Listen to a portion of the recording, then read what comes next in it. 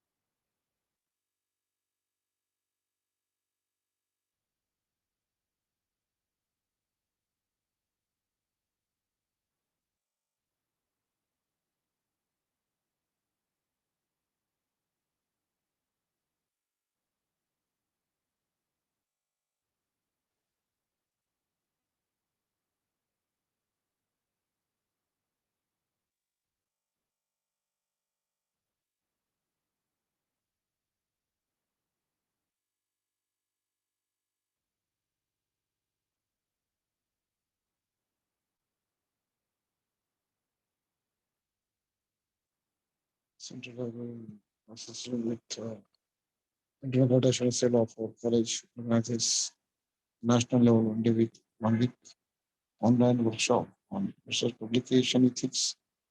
This is course for awareness. This course for awareness about the publication ethics and publication misconduct. At the outset, I would like to call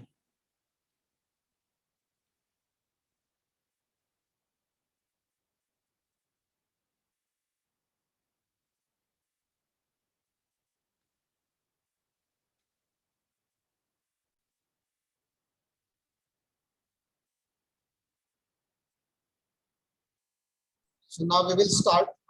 36 participants are there. So once again, on behalf of the Changukana Thakur Arts, Commerce and Science College, I welcome you all for this 1-week online pre-PhD coursework on research and publication ethics, organized by Central Library in association with Internal Quality Assurance Cell. And I welcome our Honorable In-Charge Principal, Dr. S.K. Patil sir, for this workshop. I also welcome Dr. B.D. Agav sir, IQAC coordinator, and all the participants of this workshop. Wholeheartedly welcome all of you. So let's begin with the workshop. As inaugural ceremony we have scheduled by 10 a.m. As you all are aware about that, we have invited Honorable Honorable Vice Chancellor, SNDT Women's University, and Ujjwala Chakradev Madam. But unfortunately, in early morning, I have received one SMS from the Madam that she has one urgent meeting at 10:30, so she could not join the session. So we will start with the presidential address and introduction to the college. So I would like to request our Honorable In-Charge Principal, Professor S.K. Patil sir, to give the profile of the college. Thank you, Navkare sir.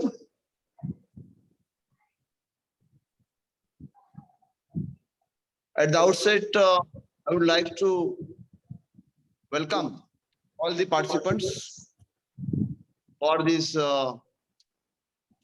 national level 1-week online workshop on research and publication ethics course for awareness about the publication ethics and publication misconducts.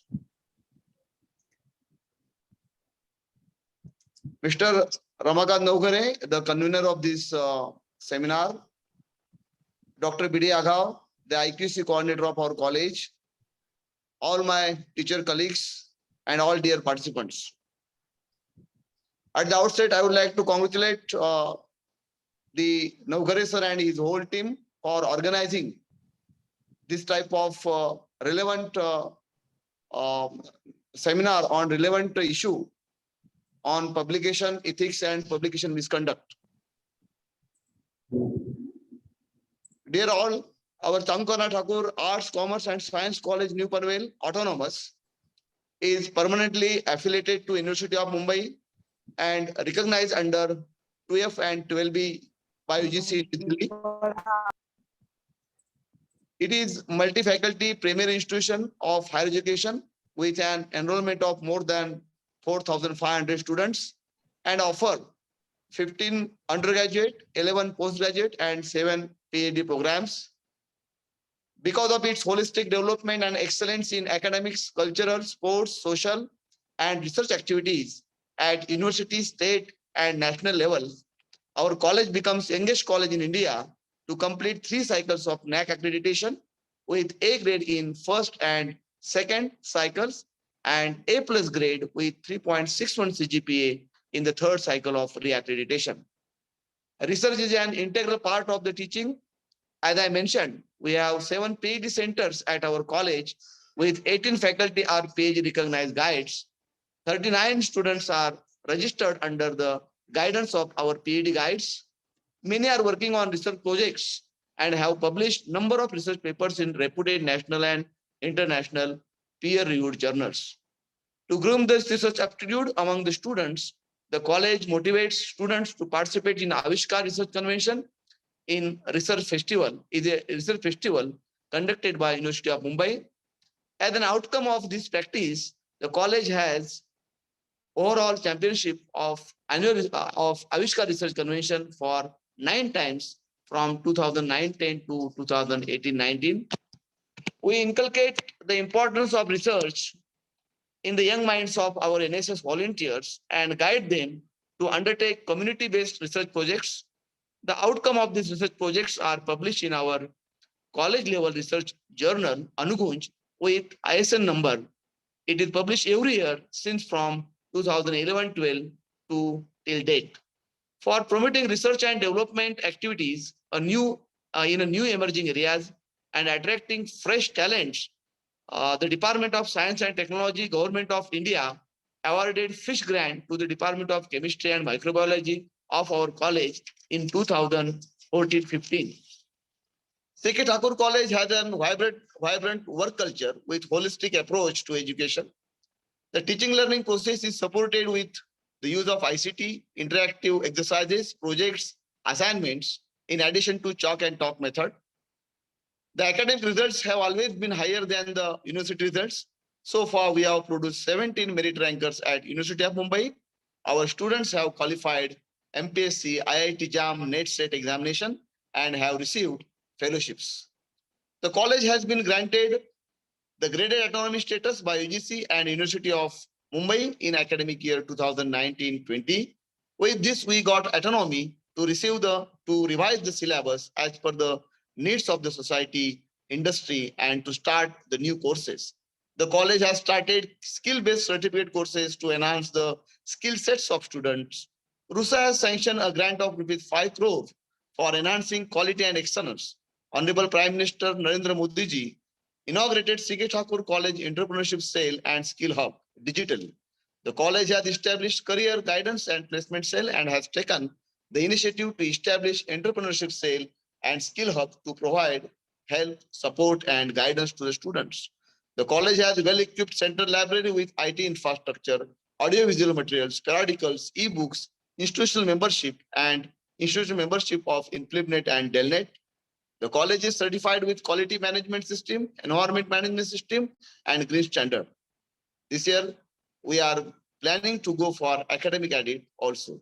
With this, we are marching towards to achieve newer heights of glory and excellence in higher education. With this, once again, I congratulate the whole team of the organization team, and I expect the fruitful output from this seminar. Thank you. Thank you so much, Dr. Patil sir. Now, about the workshop, I would like to give you the brief idea about this workshop. So, all of you are aware about the workshop is basically on the research and publication ethics. That is the pre-PhD coursework, which will give you the 2 credits, and the credits certificate will be given to you once you will finish this successfully. Examination also, there is an examination also. I will give you detail about that examination too. So this is the workshop on the research and publication ethics for the PhD students, those who have registered for the PhD, those who have recently admitted for the PhD, those who have done their PET, they can enroll this workshop. So as of now, we have received more than 40 applications from the different parts of countries.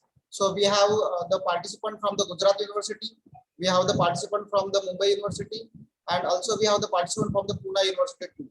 So this workshop is aims to create the awareness about the publication ethics and publication misconduct. Then to know about the publication ethics, what are the publication ethics, what are the types of the publication ethics, all the things are related to this publication ethics. Then to understand the open access publishing, then to create the awareness of the library services, the databases, and the research metrics tools and various citation tools also we are going to explore in this workshop. So this course has total 6 units. Please remember, this course has total 6 units focusing on the basics of the philosophy of science and ethics, research integrity, publication ethics. Hands-on sessions are designed to identify research misconduct, predatory publications, indexing and citation databases, open access publications, research metrics like H-index, impact factor, etc., and plagiarism tools will be introduced in this course. So for this course, we have certain eligibility criteria to join. And we have already discussed that student must have registered themselves for the PhD, or he or she must have passed the PET examination, or he or she must take the admission for the PhD. So from today onwards, right from 11 a.m. This is the inaugural ceremony. We have started right 10 a.m. to 10:30 a.m. So and from 11 a.m. we are actually going to start our session. Today we have only 2 sessions. First session will be start from the 11 a.m. to 1 p.m. 2-hour session that will be going to conducted by K. Venkat sir from Andhra Pradesh. He will going to talk on the philosophy and ethics. Then we also have second session for this workshop, that is from 2 to 4 p.m. We will have the 1 hour lunch break from 1 to 2, and afterwards from 2 to 4 we will have another session that will be going to be conducted by, just a moment, let me in some participant. Yes.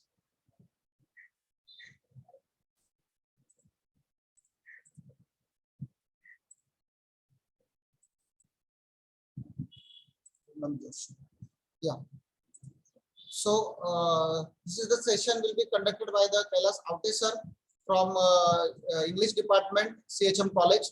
Then on day 2, that is Tuesday, we will have again 3 sessions. First day we have only 2 sessions. On Tuesday, second day we will have 3 sessions, right from 11 a.m. to 1 a.m. first session.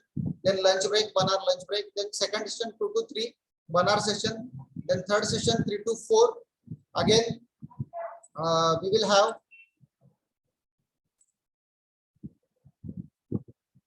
on day 3, Wednesday, 27th April, we will have more than 3 sessions. That we will have total 4 sessions, because in day 1 and day 2 we will have only 4-hour sessions, but day 3 and day 6 we will have 7-hour session.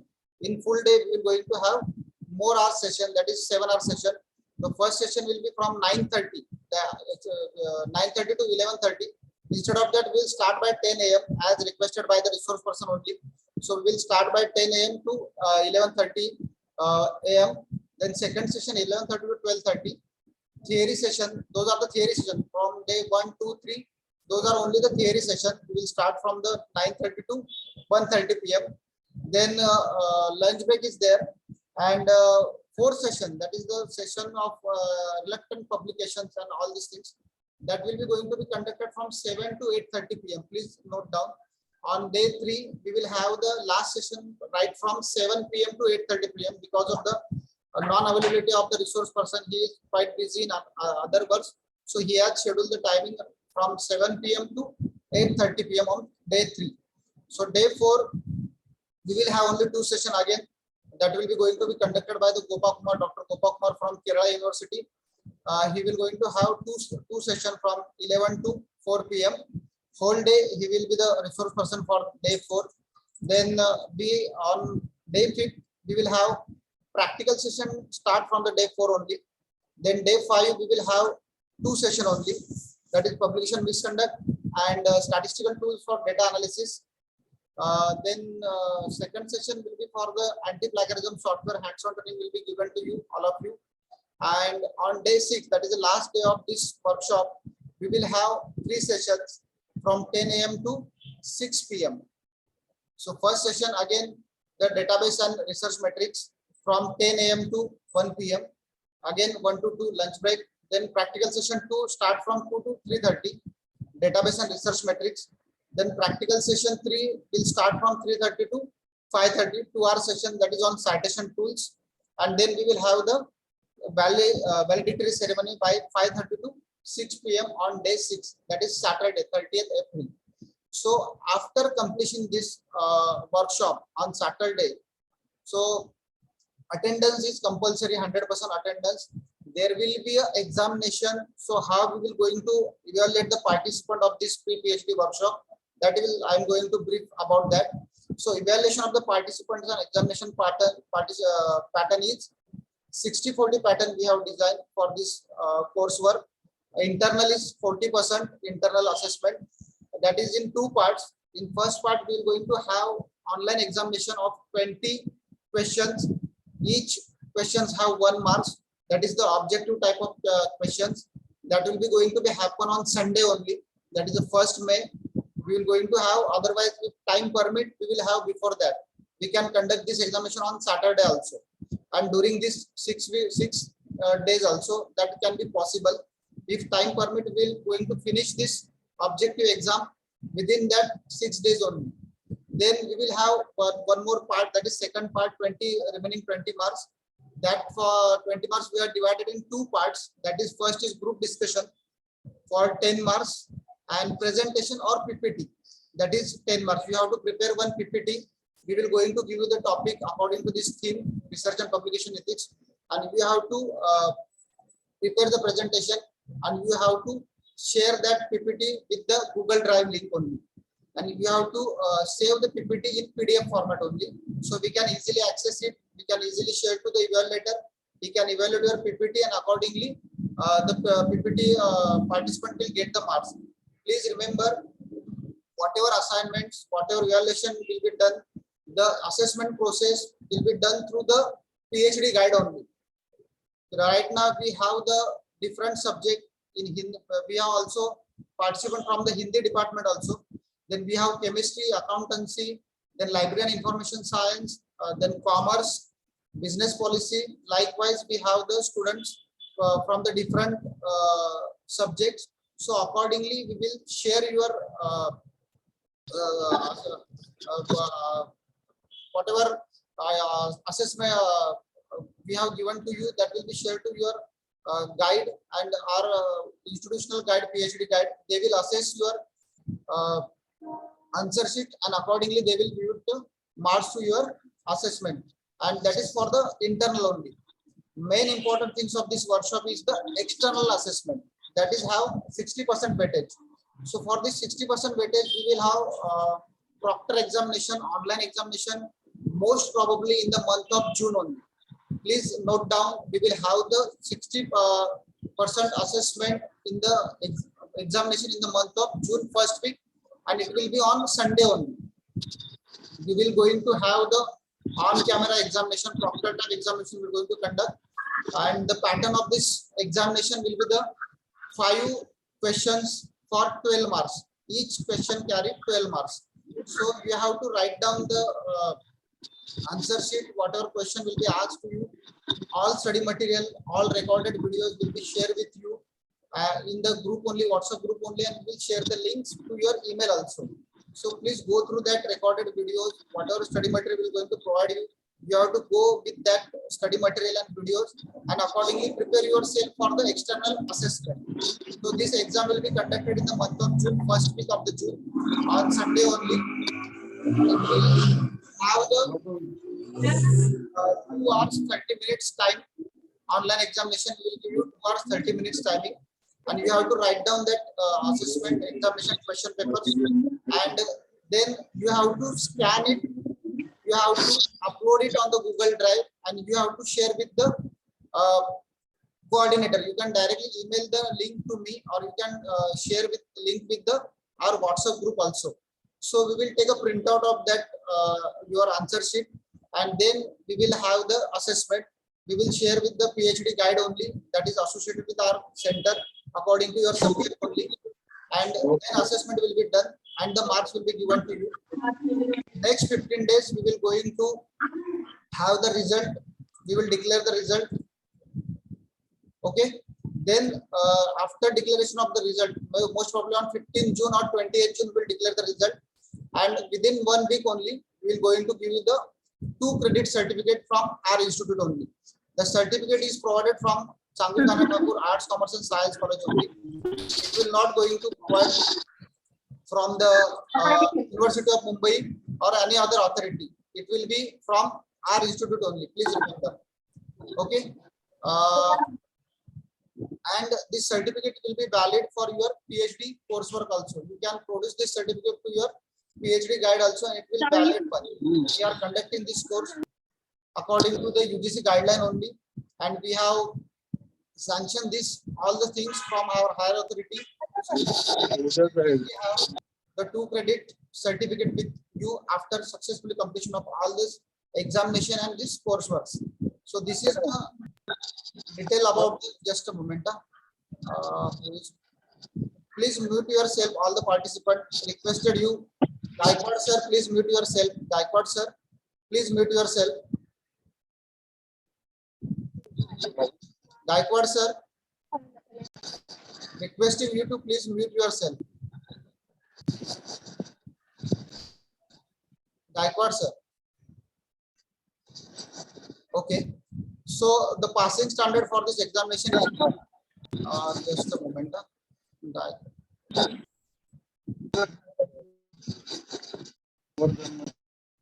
Gaikwad sir, please mute yourself. Prabhakar Gaikwad sir.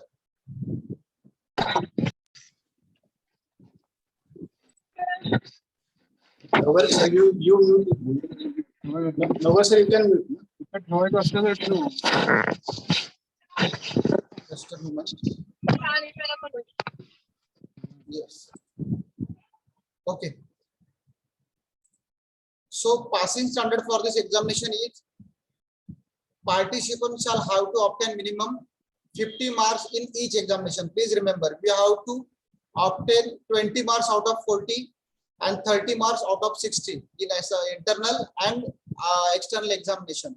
So then only we will get the 2 credit certificate. Okay, this is all about the coursework. If you have any doubt, you can ask me. I will happy to share, resolve your doubts. If there is any doubt, you can ask me right now. Otherwise, we will move further. Is there is any doubt from the participant? If there is any doubt, you can ask me right now. Sir, 1 second. Sir, can you repeat about the internal examination? Yes, internal examination is the 40% weightage. So it will have the 2 parts, part A and part B. In part A, we will have the online examination of the 20 question. Each question carry 1 mark. It is an objective type of question, objective type of examination that will be going to be happen within 1 week only, this week only. And B part, we will have 2 types. That is again part 1 and part 2, 10 marks each. First part is the group discussion. We will have the group discussion session. We have to participate in the group discussion. Accordingly, we will give you the marks 10 out of whatever it may be. Then 10 marks for the PPT. You have to prepare the PPT and subject will be given to you. Accordingly, you have to prepare the PPT and upload the PPT on Google Drive and share the link of that Google Drive. Okay. Is that clear? Yes, sir. Thank you very much. Okay. Sir. Is there is any doubt related to this? Hello, sir. Yes, madam. Trupti Joshi from this side. Yes. I just need to ask that group discussion, whether you will be giving the topic on the spot or and it will be based on research only or It's completely based on the research and publication ethics only, madam. okay. And on the spot, the topic will be given or few time. No, 2 days before, 2 to 3 days before. Okay. You have to say, definitely we will give you 3 to 4 days for preparation. Okay. Okay, no need Yes, to sir. worry. Okay, sir. Yes. Thank you. Any other doubts from the participant?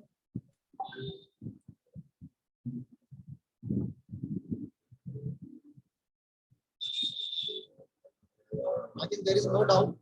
So I will move forward and I would like to request our IPC coordinator, Dr. Agav sir, to give his input about this PhD course for research and publication ethics. Dr. Agav sir.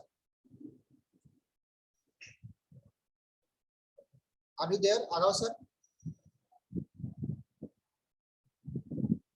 Okay, I think he has left. No issue. So if there is no doubt, we will finish this inauguration ceremony with once again welcoming all of you. And we will start our first session by 11 a.m. only. There is a gap of 30 minutes right now. After 30 minutes, we have to join with the same link. And we will start the first session with the philosophy and ethics only. Okay. So please join sharp 11 a.m. only. Okay. Thank you once again, one and all. Thank you, Naugure, sir. Thank you, sir.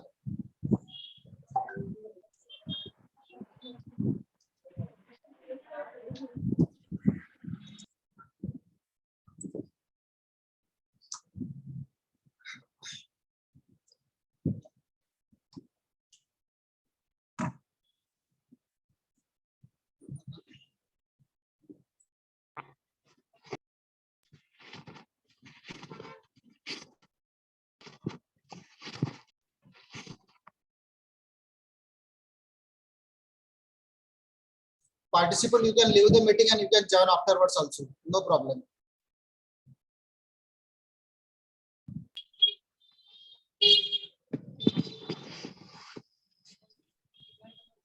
Gaikwad sir, एक request आहे, तुमचा mike on आहे, please तुमचा mike बंद करा. Prabhakar Gaikwad sir.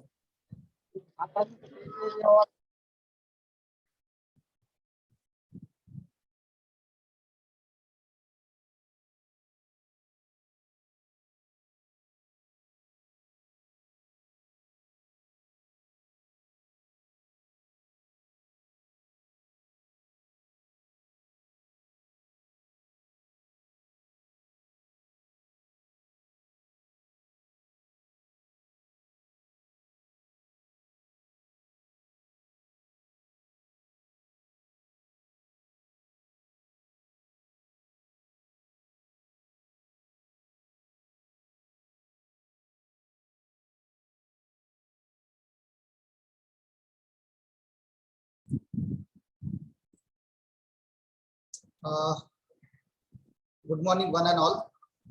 I wholeheartedly welcome our today's session, first session resource person, Dr. K. Venkat Satish. Welcome, sir, for this today's first session. We will beginning this session with your session, that is philosophy and ethics. So I would like to request our one of the participant, who is the PhD research scholar from accountancy, that is from our institute only, CKT College. So he will going to introduce today's resource person, Dr. K.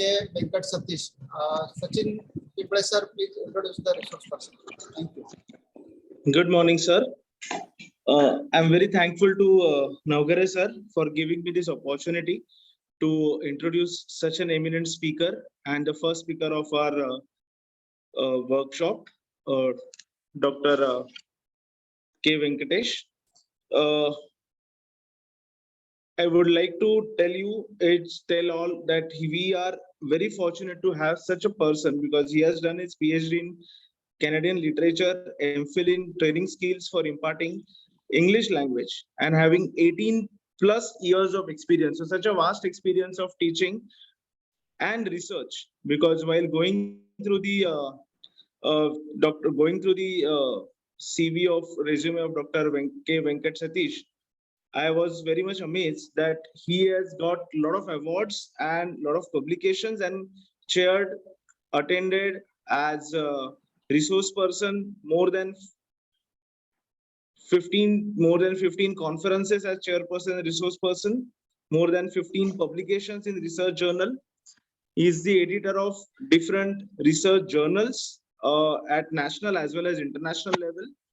And quickly, I would just like to give you that he has received an Telangana State Award, ICMDR Best Teacher Award, Educationist Award, a prestigious Educationist Award from Amir Satya Foundation, Gujarat, Best Academic Researcher Award from a prestigious ESN Award, what it is called as Best Academic Researcher. So, sir, we are very thankful to you for joining this session and giving guidance to all of us. We all are eagerly waiting to get the wisdom of knowledge from you, sir. Thank you very much, sir. And once again, thanks to the CKT College for providing us such an excellent platform, an opportunity to learn research and ethics in the research. So thank you very much, and welcome, Venkat sir. Thank you, sir. Thank you, Sachin, sir.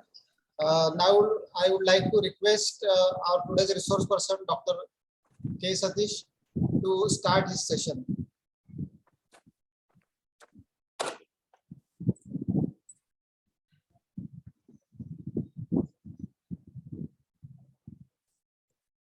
Okay, thank you, Ramakant sir. Hello. Is my voice audible, sir? Yes, sir. Yes, sir, you're audible, sir. Is it audible, sir? Yes, sir. Yes. Yes, sir, yes. Okay. Thank you, sir, for your great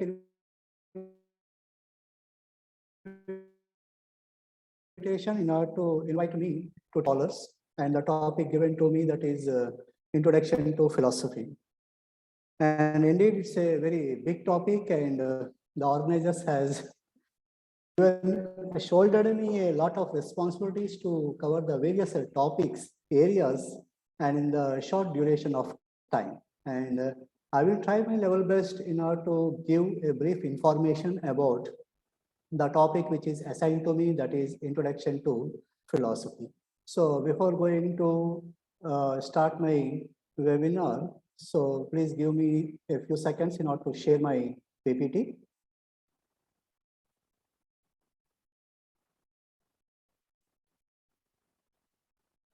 Okay, hope that the PPT is clear to you. Sir, is it visible, sir? Yes, sir, it is visible. Yeah, okay. Thank you, sir. Here the topic is given to me, that is Introduction to Philosophy, and lot of areas are also given to me to complete all that which are related to the Introduction to Philosophy. So I will try my level best to give an information which will be helpful to the research scholars so that they can do the research in a best manner. So here, before going to go for the Introduction to Philosophy, so here the question raises, why to study philosophy? So why to study philosophy? So when this question is asked, why to study philosophy? So isn't this word sounds a lot of confusion, or it creates a lot of ambiguity to study about philosophy? Yes, because we all are our own perspectives, and we are always ways of thinking into person, and we get into the thorny territory. With that, we can claim to know about the world beyond our personal experiences and our various philosophies. And philosophy always gives the warning, always tends to question common sense and other things which most of people take for granted in our day-to-day life, in our general period of time. And in fact, most of us might genuinely be surprised and perhaps maybe unsettled by the extent to which a little philosophy can undermine much of what we assume to be normal among the people. And we always try to keep our mind open as we have unend many of the ideas that underpin everyday life. And we always remember we use common sense, and this common sense once told us that the earth was flat and that the sun revolved around the earth. And due to these kind of information, what it was given to us that the earth was flat and the sun revolved around the earth, before it proved, and we accepted all these statements as a bonded slavers and which operates the plantations also. And here the common sense, while necessary, and it is also overrated. And here in this point of view, philosophy always shows us and always show us why. The question raises and philosophy gives an option to say why. And let us come to the next one, that is importance of philosophy. And what is the importance of philosophy in our day-to-day life? Here, the importance of philosophy will show us itself as we traverse through the philosophy. When we enter into the width of philosophy, which grows in us acquaintance with various philosophies, and we also experience its depth and importance at the same time. And philosophy never confined within the precise boundaries, and it always gives its own importance. And at the same time, we can also refer with few points that which will add to the importance of philosophy. And here and the importance of here philosophy. And here in the philosophy, every human being has a philosophy of its own in his life, and every human being tries to give a shape to his life and try to give a shape into others' life also. So here the people share their philosophies with other people, and sometimes they try to tend to impose their philosophies on others' mind. Even those who do not find any importance of philosophy and questions and its relevance, which are in fact shout aloud by telling their importance by the use of it. And here, every philosophy of life molds everyone's attitudes and convictions. which can be developed, which can be possible when we come out into contact with many of the philosophers who have taught us, and we have learned many philosophies from other philosophers. And here the study of philosophy is not for intellectual consumption. It is an intellectual curiosity. The knowledge of philosophy, the study of philosophy, the importance of philosophy is an intellectual curiosity to know how others have philosophized. And it is oneself to develop a philosophy of life. And here it is one of the most importance of philosophy. The other advantages of philosophy, which consists its ability to make the human mind sharp and disciplined. And it also learns in philosophy that one may not be found or useful as other pieces of information which from scientific or social fields. If we did not get an information. But at the same time, human mind cannot be compared to the study of any other science. And the study of philosophy always gives a depth in one's thinking and acting and making its one's being also. And besides giving the depth, in-depth information about philosophy, the disciplines about the mind in such a way that it is able to understand every other disciplines of knowledge. And philosophy always enables a person to have the clarity of concepts and the precision of expressions. And it always see in thinking, speaking with others, acting in our day-to-day life, and it always enters in our practical life as well also. The first integral part of our life when we speak, when we act, when we think about ourselves, about others. A lot of questions arises in our mind, like the most question, who am I? And what is the purpose of our life? Where am I going? What will be the end of life? Is there any other substantials? Okay, is there any second life? Like this number of questions arises when we think ourselves, when we act, when we speak with the others, when the interaction goes with the others. And here, while doing all these things, sometimes it is also considered that philosophy is a purely abstract enterprise, which is, and without any practical relevance. Because here, all these are the thoughts which shares from one person to another person, and we cannot give the practical relevance in order to interlink all these thoughts. And in this aspect, Markel says, philosophy has no weight and no interest whatever unless it sounds an echo in our life. But even though in today's world, philosophy is brought down to philosophizing on questions with which the humans are constantly gripped. And it vibrates as a constant echo in our life. And philosophy does not put people to slumber. The philosophy always disturbs the human mind, and it always tries to awaken the human beings from their life of mediocrity and stagnation. And always try to force them to make a dynamic action in living morally. And this is what Socrates has been told to us from decades. And in this regard, the other philosopher in the last centuries, Kierkegaard, and we can also say philosophy enables always people to have a life of existential depth, moral integrity, and a religious conviction. And here, this is the importance of philosophy. And here, the main objective of this webinar,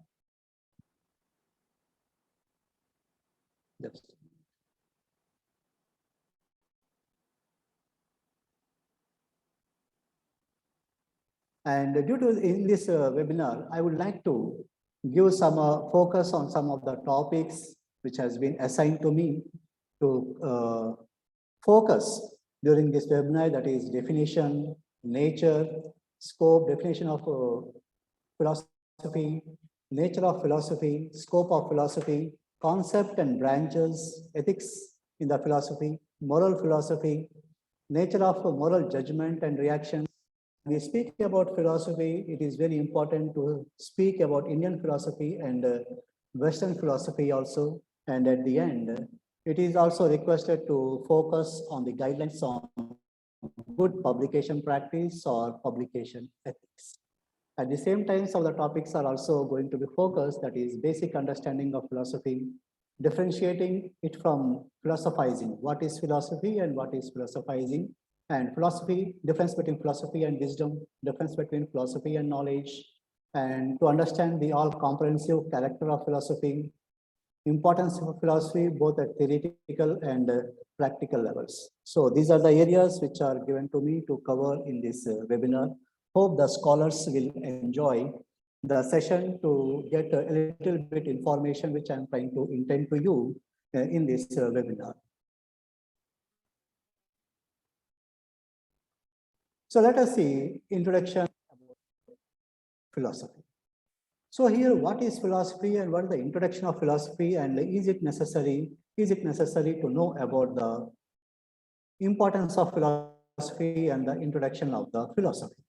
And as we know that philosophy is the root of all knowledge, and it is also considered as mother of all sciences. And philosophy has also interpreted man and the various activities in a comprehensive manner. It always helps to coordinate the various activities of the individuals and the society. It always helps us to understand the significance of all human experiences. Philosophy explores the basic source and aims of life. It asks and tries to answer the deepest questions to life. It clarifies life and the basic values of life. It also gives that clarity which is very essential and important in our life, because it provides us with the wisdom to face the challenges of life.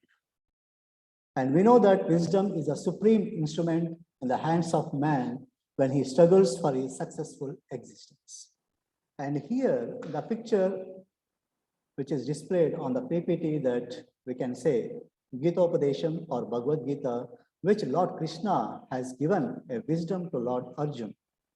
So here, when Arjun refuses to take part in the Kurukshetra, and here Lord Krishna has given a beautiful information to to Arjuna, and he says, and here what we can say Bhagavad Gita or Gita-upadesham and all that. So here he has transferred the wisdom to Arjuna. So here the philosophy gives the answer to our life, the solution to our life. And here let us see the various definitions which are given by the various philosophers in the world. So what it says, Western philosophy was born in Greece, and the term philosophy, which has its root in Greece and in Greek languages. And we all know that philosophy and the etymological meaning of the philosophy is love of wisdom. That is philia plus sophia. And that is called as love of freedom or love of wisdom. But here, when sophia has a much wider range of application than the modern English wisdom. And wherever intelligence can be exercised in practical affairs, in the mechanical arts, in business, and there is always a space for sophia. And here, Herodotus philosophian in a context which means nothing more than the desire to find out. And it defines about the word philosophy, that is, desire to find out more, desire to know more and more knowledge. And let us see the other one. And according to the tradition, what we have practiced since the ages to now, Pythagoras was the first to describe himself as a great philosopher in the world. And he always speaks of three classes of people who exist in the world since the past to till, and who are always attending the festal games. And here, first one, who seeks fame by taking part in them. So here, one type of people in the society, they always strive for the fame. And the second one, always trying to gain trade, like they need profits. They don't think about the fame. They don't want any publicity, but they need profits. And there are other type of person or other class of person who needs fame and profit.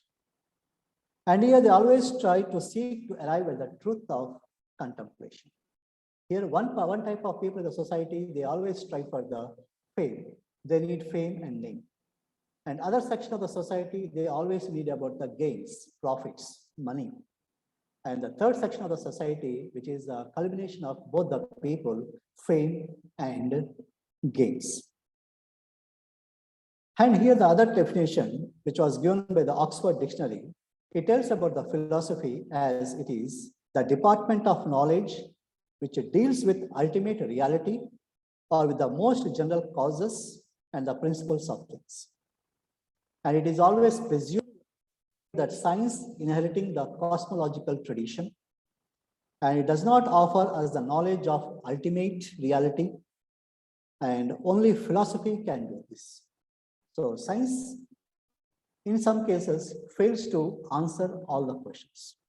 And in that aspect, philosophy able to answer all the doubts, all the questions raised by the common man in the society.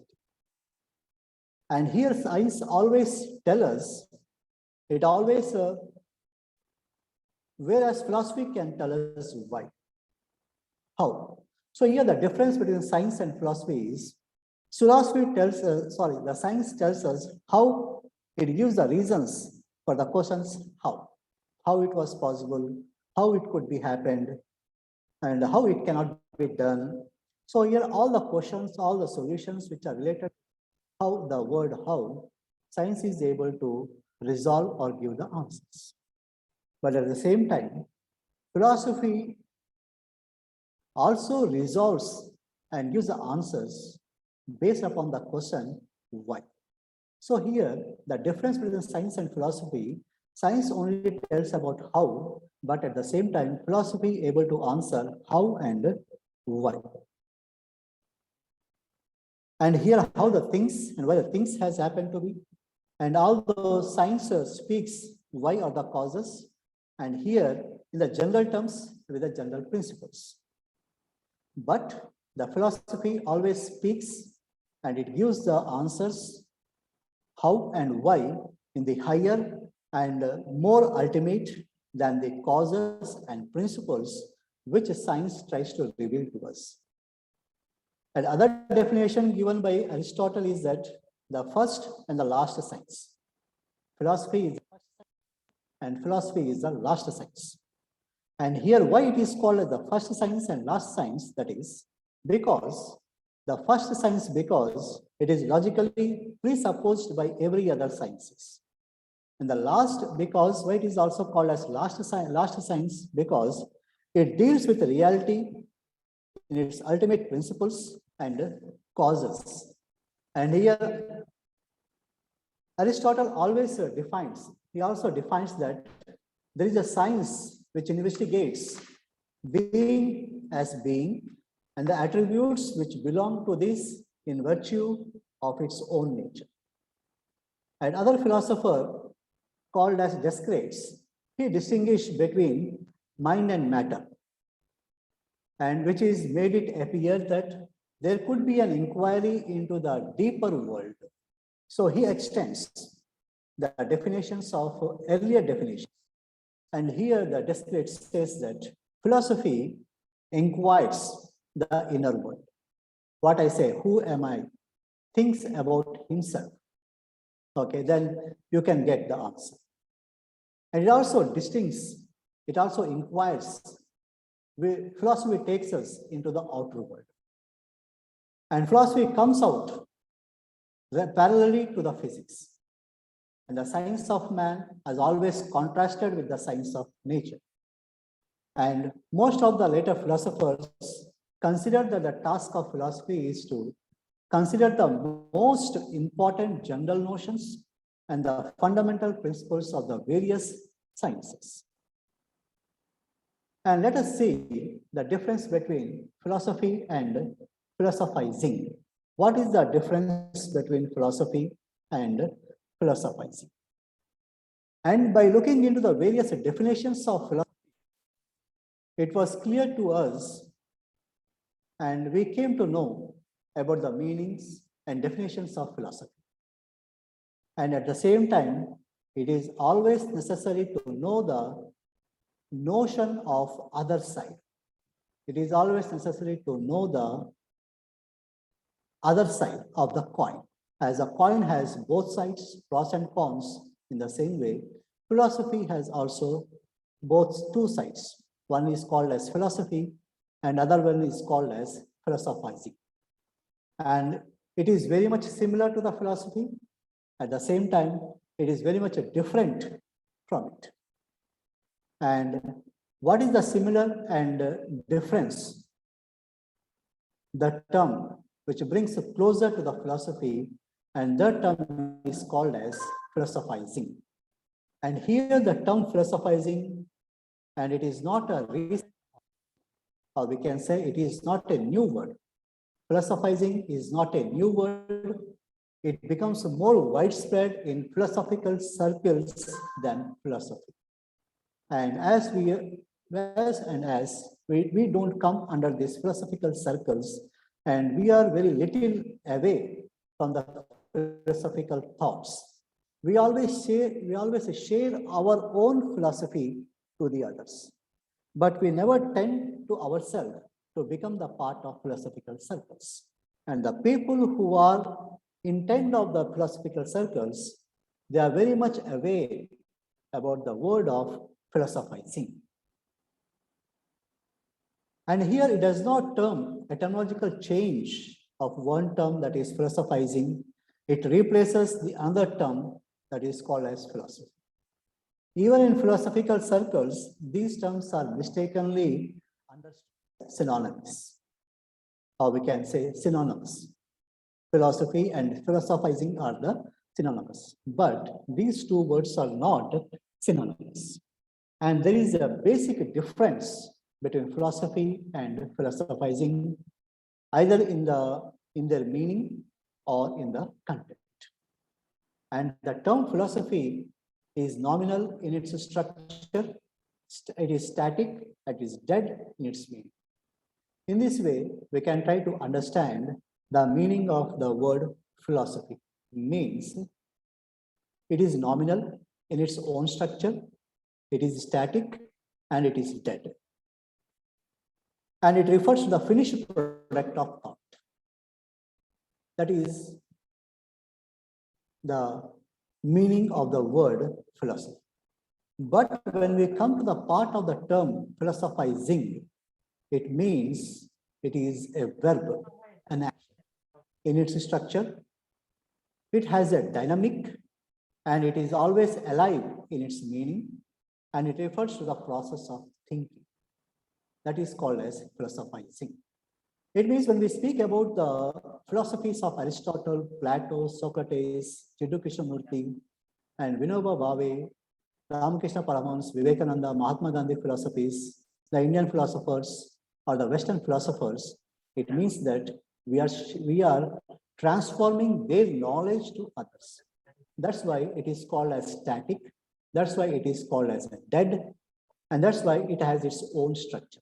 Because what they have given their philosophies about during the time in those days, the same has been carried from one generation to the other generation. That's why here the word philosophy is static. But when we include thoughts, when you think, is that philosophy which was given by various philosophers, either in the Western or in the Eastern countries, is it right or wrong? When you add your own thought process, then that is called as philosophizing. So that is the difference between philosophy and philosophizing. Now let us try to understand what the difference between philosophy and wisdom. And here the lot of clarification has been came out from the various meanings of philosophy and the definitions of the philosophy. And we try to able to understand what philosophy is. At the same time, let us try to understand the philosophy by referring to wisdom, how the philosophy is related to wisdom. And here philosophy is always a close relation between philosophy and wisdom. There is always close relation between philosophy and wisdom. And how this and how much this is close to its closeness, it is necessary to know, to understand the closeness between philosophy and wisdom. And in this, we'll need to understand first, to get the clarification, what is meant by wisdom. And by clarifying the wisdom, then we can clarify what philosophy is. So wisdom, we know what is wisdom and what is wise person, a wisdom, we know it. And we always think that way. That is our philosophy. That we know what wisdom is. Everyone knows, everyone assumes that he knows, he thinks in a right way. But when we ask them to think it aloud and thematize it, then we made a dumb face. And we cannot clarify it. And we know a little knowledge to express and give a clarity in a precise terms what wisdom is. And that's why here we give the information in a vague, or we give in an ambiguous information. That is called as vague information. We struck in our vagueness, which is surrounded by the various emotions, because we lose to give the right information. Here the wisdom is an elusive and enigmatic notion. Due to this, or because of this vagueness of the notion of wisdom, it is enveloped or closed or covered or blanketed with the term or with the word called as wisdom. Or we can say you cannot understand. It is beyond your understanding. It is beyond your knowledge. Like that, we overcome the issues. And in that way, so means what happens when we say it is beyond your understanding, it is beyond your knowledge, when someone asks and we unable to answer, we unable to give the right answer to them. And immediately we experience that it is beyond your understanding, it is beyond your knowledge, it is beyond your understanding. So when we use these kind of terms, so people think, oh, it is beyond my knowledge, it is beyond my wisdom. So a lot of information may be there. So that's why here it was not clear to me. But as in today's term, philosophy is lost among philosophies. And wisdom is lost among knowledge, because we fail to give a clear information. We leave the people in ambiguity. We give the information in a vague manner. So that's why here wisdom is enveloped, wisdom is packed, and wisdom is blanketed by the word knowledge. And here the Western philosophers, basically with their epistemologies, which is a theory of knowledges, and the various philosophies have been nothing but the various theories of knowledge. And in the area of knowledge, a great progress has been achieved by Western philosophers, and they able to give the reasons also. And the question is asked. But when you come in our society, when we come to the Eastern philosophers, like in India, we try to escape to give the clarifications. Like in our homes, in our houses, sometimes our parents, our mothers, and our fathers also says that it is like that only. You do it, you follow it. So they made it compulsion without giving any reasons. Like we called as superstitious, we can say, or we follow blindly to our elders. So when we ask why should we do? When we ask the question, they fail to give the reasons. No, you have to do it, you follow. So here we failed to give the right information to the people. Now let us come to the point of next one, wisdom versus knowledge. What is the difference between wisdom and knowledge? And let us see the difference between wisdom and knowledge. Wisdom has an ontological priority over knowledge, and insofar as the former enables the latter to emerge. For example, we can say it will be cleared with the example, I am able to know because I enable to know by wisdom. And wisdom is a condition of possibility of knowledge. And the relation between wisdom and knowledge is not between philosophy, possibility, and actuality. And here possibility does not enable the actuality, and possibility always refers to the situation prior to something which becomes actuality. And before I actually knew the distance, this can be understood by this example. So earlier it says, before I actually knew the distance between the earth and the sun, it was an unactualized or possible knowledge for me. That was knowledge, the distance between the sun and the earth. And this possible knowledge does not enable it to become actual knowledge. And here wisdom is not the unactual knowledge, but the ground reality which enables the source that engenders the knowledge. That we can easily understand by another example that is called, which clearly gives the difference between knowledge and wisdom. So let us see the example. Let us take a tomato, or in Hindi, tomato. Here the question is tomato a fruit or vegetable? The question is tomato a fruit or vegetable? So we can say tomato is a vegetable, or someone said tomato is a fruit. So whatever the answer, the fruit or vegetable, it is knowledge. But here the tomato is a fruit. Tomato is not a vegetable, tomato is a fruit. So even though tomato is a fruit, but we could not mix tomato in a fruit salad. Have you ever seen a fruit salad where you find tomato? No. Even though tomato is fruit. So that is the difference between knowledge and wisdom. Knowledge is tomato is a fruit. And not mixing tomato in a fruit salad is wisdom. That is the difference between knowledge and wisdom. Like another example we can take. When we board the RTC buses, where it says seats are reserved for female. That is knowledge. Seats are reserved for women, seats are reserved for female passengers. That is knowledge.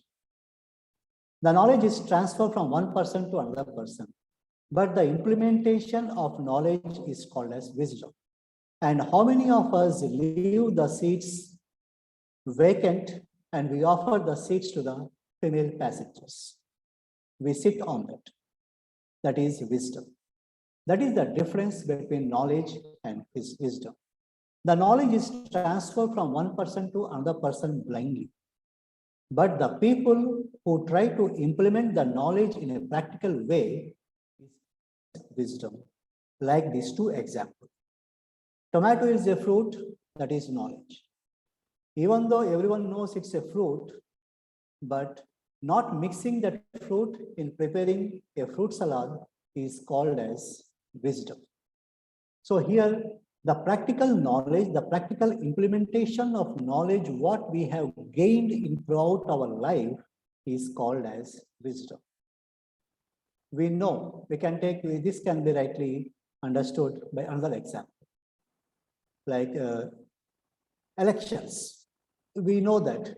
Take note for vote, a vote for note. Taking money from the political leaders before the night to vote, to cast our vote is unethical. That is knowledge. But how many of us refuses the money which was distributed by the political party before the election? We accept it by taking the amount 2,000, 3,000, whatever they offer, and on the next day we cast our vote in favor of that people. So here we are not using our wisdom. And after the party or the person is elected, then we realize unnecessarily we have elected. So what happened to your wisdom? Why did not you have used your wisdom?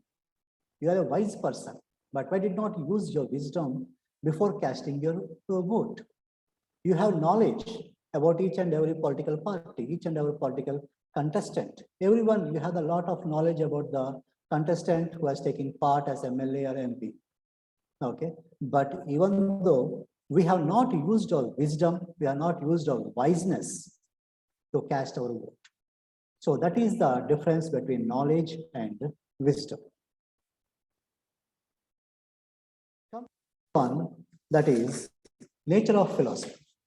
So what is the nature of philosophy? It can be understood by the 4 points. That is meaning of philosophy, the origin of philosophy, the subject matter of philosophy, and philosophical problems. And here, what is the meaning of philosophy? It was very clear that the word philosophy has been involved in 2 Greek words, that is philo, which means love, and sophia, which means knowledge. And literally, philosophy means love of wisdom. And we know that man is a social animal, man is a rational animal, and here the desire of knowledge always arises from rationality and the nature of man. And here philosophy is an attempt to satisfy the reasonable desires of human beings. And philosophy always implies the nature, the natural and necessary request in human beings to know themselves and world in which they live, move, and have their beings. And it is impossible for a human being to live without a philosophy. And there is no choice between metaphysics and no metaphysics. And here the meaning of philosophy, it means a good metaphysics and a bad metaphysics. And let us see the origin of philosophy. And here, according to the Aristotle and according to the world's philosophy, philosophy always arises from the wonders which human beings have been experiences since their birth to the grave. And lot of experiences human being has been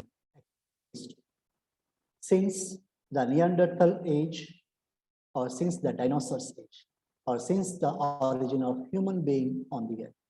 He has experienced the fall of rains. He has experienced the drought, famine, storms, clouds, lightning. And he was unable to answer, and he failed to know the reasons why it rains, what is the reason for the drought, what is the reason for the storms, clouds, famine, and lightning. And he was very much terrified by all these natural calamities. And later on, he was much experienced, means this kind of experience has been taken place years together and generations together. And it becomes common to him. All these events becomes a common to him in his day-to-day life. And it also that for the rains, there is a certain period of duration, a drought, a certain duration, storms, the particular months or particular days, clouds, a particular dates, lightning, a particular situation, he has observed. And all these events have been taken place from his life and death. It is always mysterious to him when it was first experienced all these things. But later on, when it becomes a continuous process. So some of the people recalled, oh, okay, so few days back, during the same period, there was a storm. A few days back, during the same period, there was a lightning. A few days back, or a few years back, there was a storm. A natural calamities has been occurred.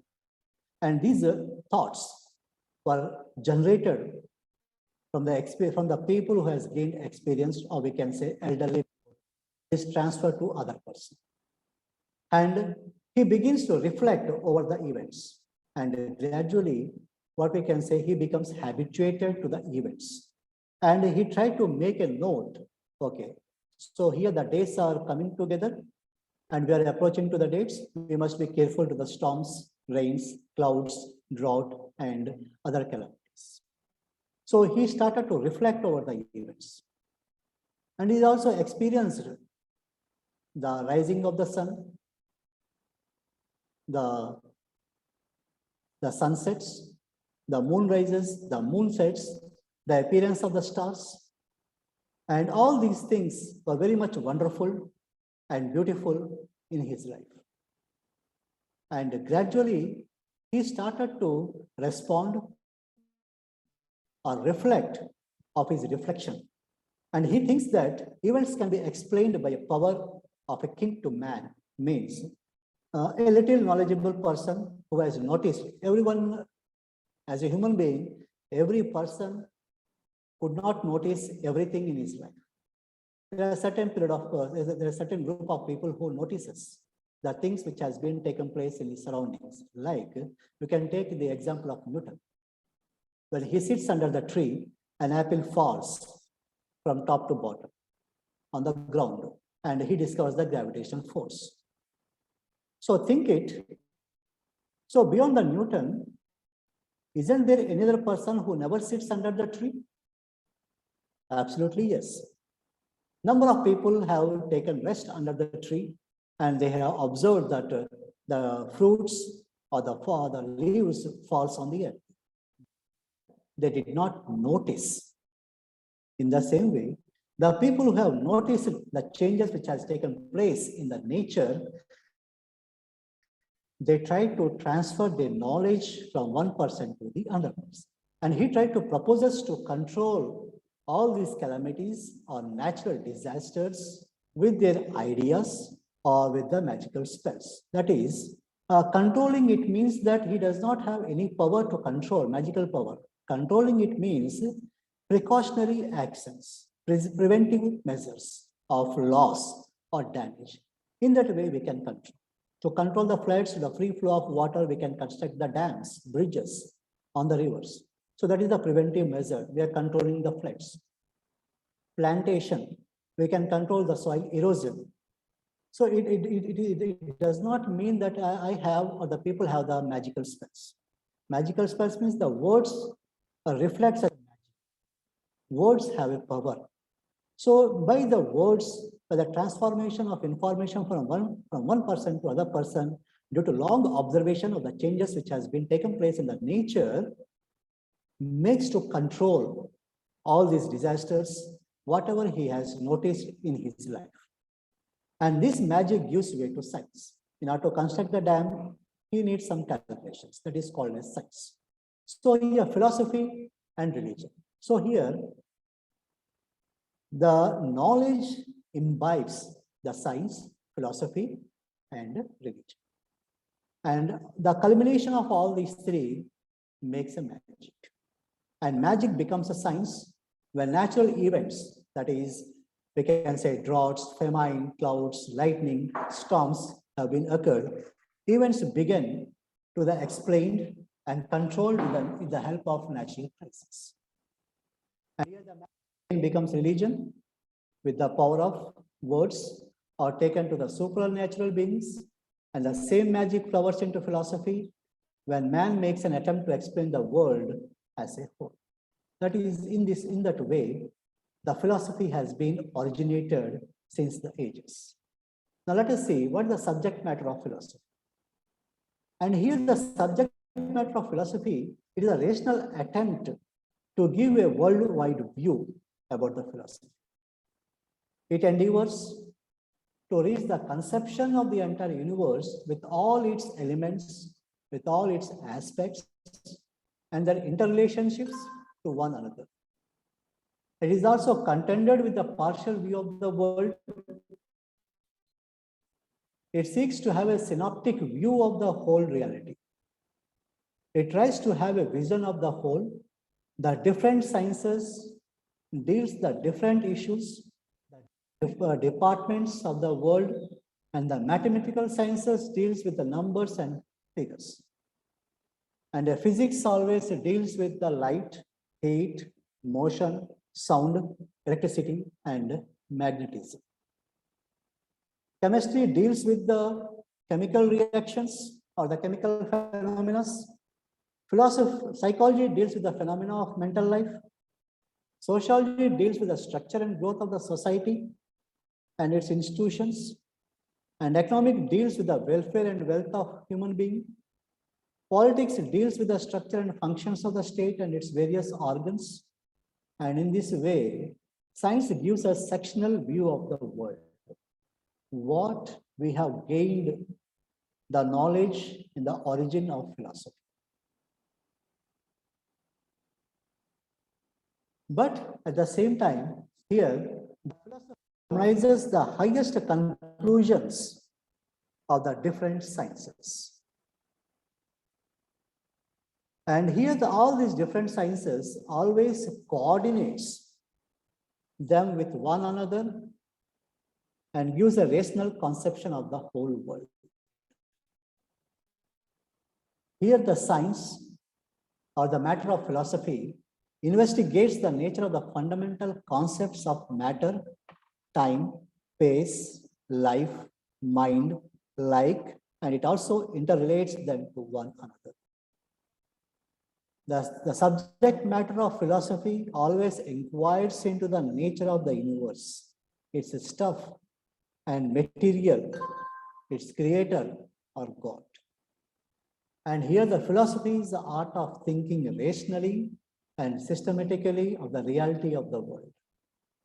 Because in all these meaning of philosophy and the above points, the origin of human being tried to understand by the events which has been taken place in his life in the period of years. Next one, the philosophical problems. What are the basic philosophical problems which we come across either in the East or in the West philosophies? The major philosophical problems are different from scientific problems, which may have their origin in particular questions. Like what is knowledge? What is world? Or are there any other human beings in the other part of the universe? The search is going on in search of other human races or species in the universe. Who has created the world? If someone has created the world, who is he? If no one is he, or we can say the God has created, where is God? Who am I? What is the aim of my life? Why should I live? What is the purpose of the world?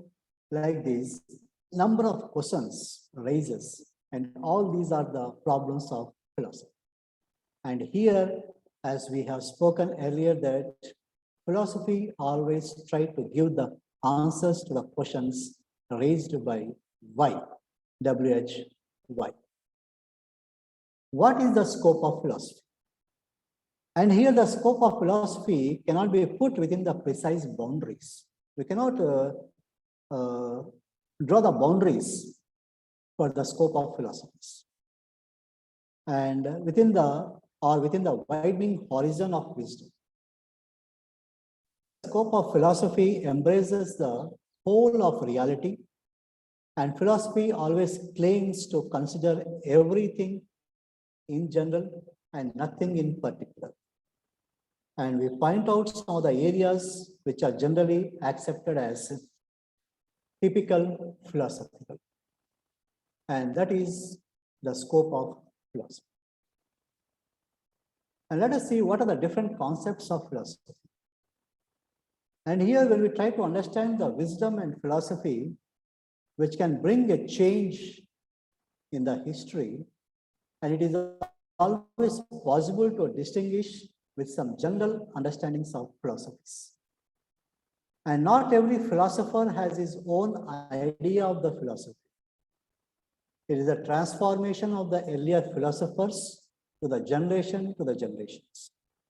And many philosophers belong to various philosophies. And that we can try to understand in the later slides, the different schools of philosophies. So let us try to understand the different concepts of philosophies.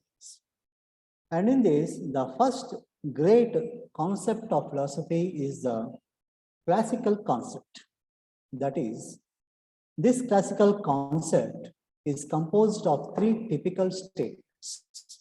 And these typical statements are, the first one is, philosophy has its own autonomic object in the world. It has an object that is interesting for itself. And only the thought of philosophy can be explored. And the explorations sometimes do not conflict with other science explorations, because science always try to answer how and always try to answer why. The second one is, philosophy always creates its own methods. That's why every philosopher's ideas are different from other philosophers. And no two philosophers' ideas are alike, because they have their own method of analyzing, because no two human brains think equally. They are not identical because all the philosophers' minds are not identical. The methods which they have adopted to give the clarification of the concepts of philosophy by their different methods and types of knowledges. And the third concept is, philosophical theories are always assessed for their epistemological values, which we can fix by giving the statements true, false, or probability. These are only three terms. Either it is true, or it is false, or maybe probable. And these are also the statements which cannot decide its relation to their epistemological values. That is true, false, or probable. Like we can take the examples from the questions in our day-to-day life, or poetries of different poets, or political phrases. So we cannot find any reasons. Like the political parties give a lot of confirmation, a lot of praiseworthy words, like we will do this, we will do that, we'll offer this, we subsidize this, and everything before the elections. Once the party wins, what happened to the philosophical ideas or the information what they have given to the common man? They never try to bind it over what they have said. They always try to bind it over what they have not promised to the common man. Like, you can understand, my sadness is white, like white roses. It is compared. The blank face, the pale face. He compared the pale face with the white roses. The blushy faces, the charming faces, the beautiful and smiling faces are compared with the red roses. Are you happy today? Do you remember the person? All these questions. And the second concept of philosophy was formulated in the 19th century, that is called as positivism. The positivist concept of philosophy, it tells it has its own autonomic object in the world, and each part of the world which can be explored by all is being explored in the sentences. And there is no place for the specific statements. And autonomic philosophical explorations, and these philosophers always try to give a general description of the world based on the solutions given in sciences, but not beyond that. Like, we are very experienced of listening Sadhguru's speeches and Swami Sukhbodhanandamaya speeches or Gaur Gopal Das speeches. So they try to explain the mystifications or truths behind the philosophy or behind the sciences. They go beyond the science to explore the ideas or the questions raised by the common mind or the dilemma which the human being is suffered. And here it tries to follow the sciences also. And philosophy always try to create a kind of synthesis of the cognitive perspectives which is given in the sciences. And the second point in this is it elaborates its own methods. Like when Socrates, Aristotle, in those Greek period, when they says that earth is not a flat, it's a round, it's a sphere. When they oppose us that sun revolves around the earth, they say not sun, earth revolves around the earth, sun is a static body. Then people did not digest their philosophies. They need some clarifications. And here philosophy elaborates its own method. They try to elaborate, but at the end, they have lost their lives because they did not prove any identical with the methods which they have used in their types of knowledge in those days. But later, that philosophy was proved, like how the science proved how. And all these philosophical theories, the singular statements, are always assessed for their epistemological values. And we are always trying to fix with their true, false, and probability by giving the statements which cannot be decided in the relation to their epistemological values. And the principal difference between classic and positivistic concept of philosophy is that positivistic philosophy, which does not have its own. And the third concept of philosophy is a neo-positivist concept of philosophy. It means that it does not have its own object in the world. And each part of the world which can be explored at all is being explored in the sciences. And there is no place for the specific, autonomic, philosophical explorations. And philosophy is only a period in the human development, and in a recent is a separate branch of knowledge which has been removed from human recognition, and it means a death of philosophy. And always there are two types of sciences which is called as real science and formal science. And here the formal sciences belong to logic, mathematics, geometry, and real sciences composed of natural sciences like physics, chemistry, astronomy, medicine, biology, and humanities like history, literature, sociology, and psychology. Now let us see the next one, what are the main branches of philosophy? And here the main branches of philosophy are axiology, metaphysics, epistemology, ethics, aesthetics, logic, political. And let us see what is axiology stands. Axiology always referred to the theory of values.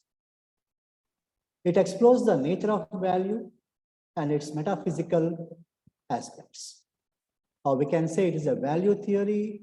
It is interchangeably used as axiology, and this branch of philosophy pursues upon the values of goodness, to put it simply. Or we can say axiology means value in terms of philosophical terms It always argues questions about nature and what actually value is. It means axiology is the study of the nature of value and valuation. Metaphysics is a study of fundamental nature of reality. Epistemology is a study of the nature, origin, and limits of human knowledge. Ethics, it means study of what is right and wrong in human behavior. And nowadays, ethics is much related in every area. Like we can say workplace ethics, human ethics, basic ethics, professional ethics. Ethics has been included in each and every part of our life. It means in every aspect of our life, philosophy is interrelated, either in the form of axiology, either in the form of metaphysics, either in the form of epistemology, or either in the form of ethics, aesthetics, logic, or political philosophy. In every part of our life, or every minute of our life has been interrelated or interlinked with philosophy. Like we can take the ethics. Ethics is a part of philosophy. At the same time, nowadays, ethics is interlinked with the behavior, human behavior, professional ethics, workplace ethics. Means what is the philosophy of the person, what is the psychology of the person, what is the behavior of the person in his profession, in his workplace. All these things are interrelated. And philosophy is not even untouched with the politics. Philosophy also included in that is called as political philosophy, like the study of government, addressing questions about the nature, scope, legitimacy of public agents and institutions. Or we can take the great example of Prashant Kishore, popularly known as PK, and every political party before the elections, they try to hide the person Prashant Kishore. And what is the duty of the Prashant Kishore? His ideologies are completely related to the philosophy, political philosophy, study of government in the particular state. What is the stature of the government in a particular state? Number of questions were raised by himself. He conducts a survey, collect the information, gather the information about the nature of the political party in the state, what is the future scope of the political party in the state, what is the legitimacy of the political party. And all these things be collected by his public agents, privately or publicly or through institutions.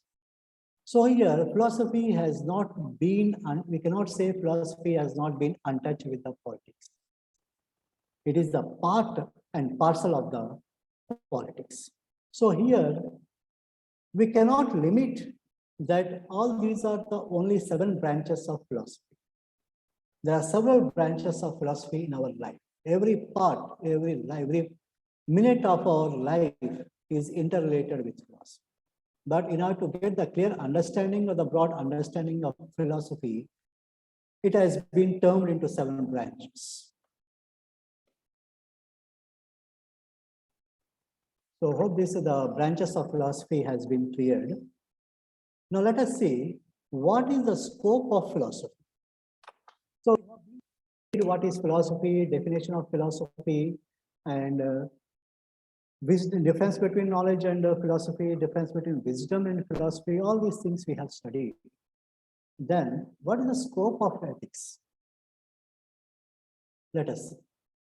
Here the scope of ethics includes its own subject matter and how the ethics is involved in philosophy. And here ethics is a normative science which deals with moral ideals and goods in the nature of conduct. And the science of morality, it does not inquire into the origin of human conduct, but emphasizes on the contents and problems of moral consciousness like motives, intentions, and voluntary actions. Like this can be easily understand ethics. When we leave the institutions, when we take or when we would like to join in other institutions, along with the TC, we also collect what we say study certificate. And it also included with other word, study and conduct certificate.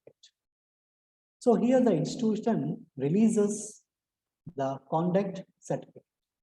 It means they are giving a word like good, satisfactory, best. So here the characterization or the character of the candidate is certified by the institution.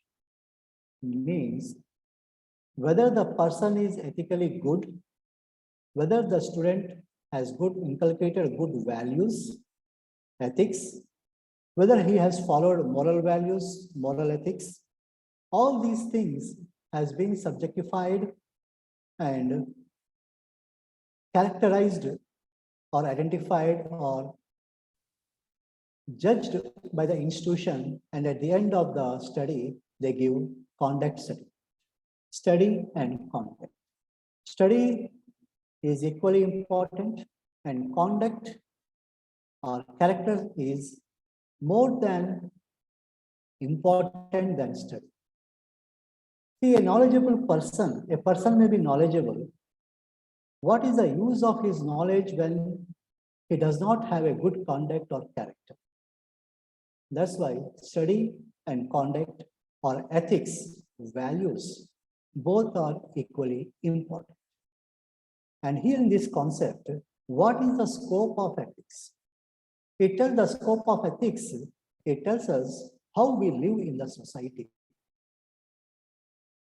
Our character reveals our ethics, our behavior reveals our character. The way you behave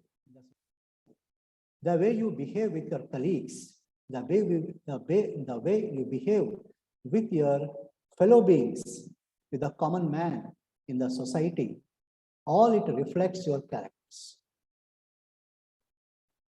The good observations of a person tells the good character.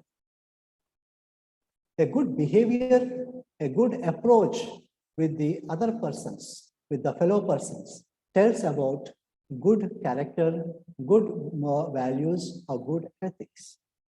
See, nowadays, the Facebook is filled with two types of postings, what we observed regarding the moral values and ethics. One example is Hero Madhavan's son, who has bagged the gold medal in the swimming. And here it tells that good ethics, good morals, good moral values, which are inculcated by the parents. At the same time, posting parallel comparison, the stone pelters in the society. So what are the ethics, the values, the characters has been taught by the parents, has been taught by the society.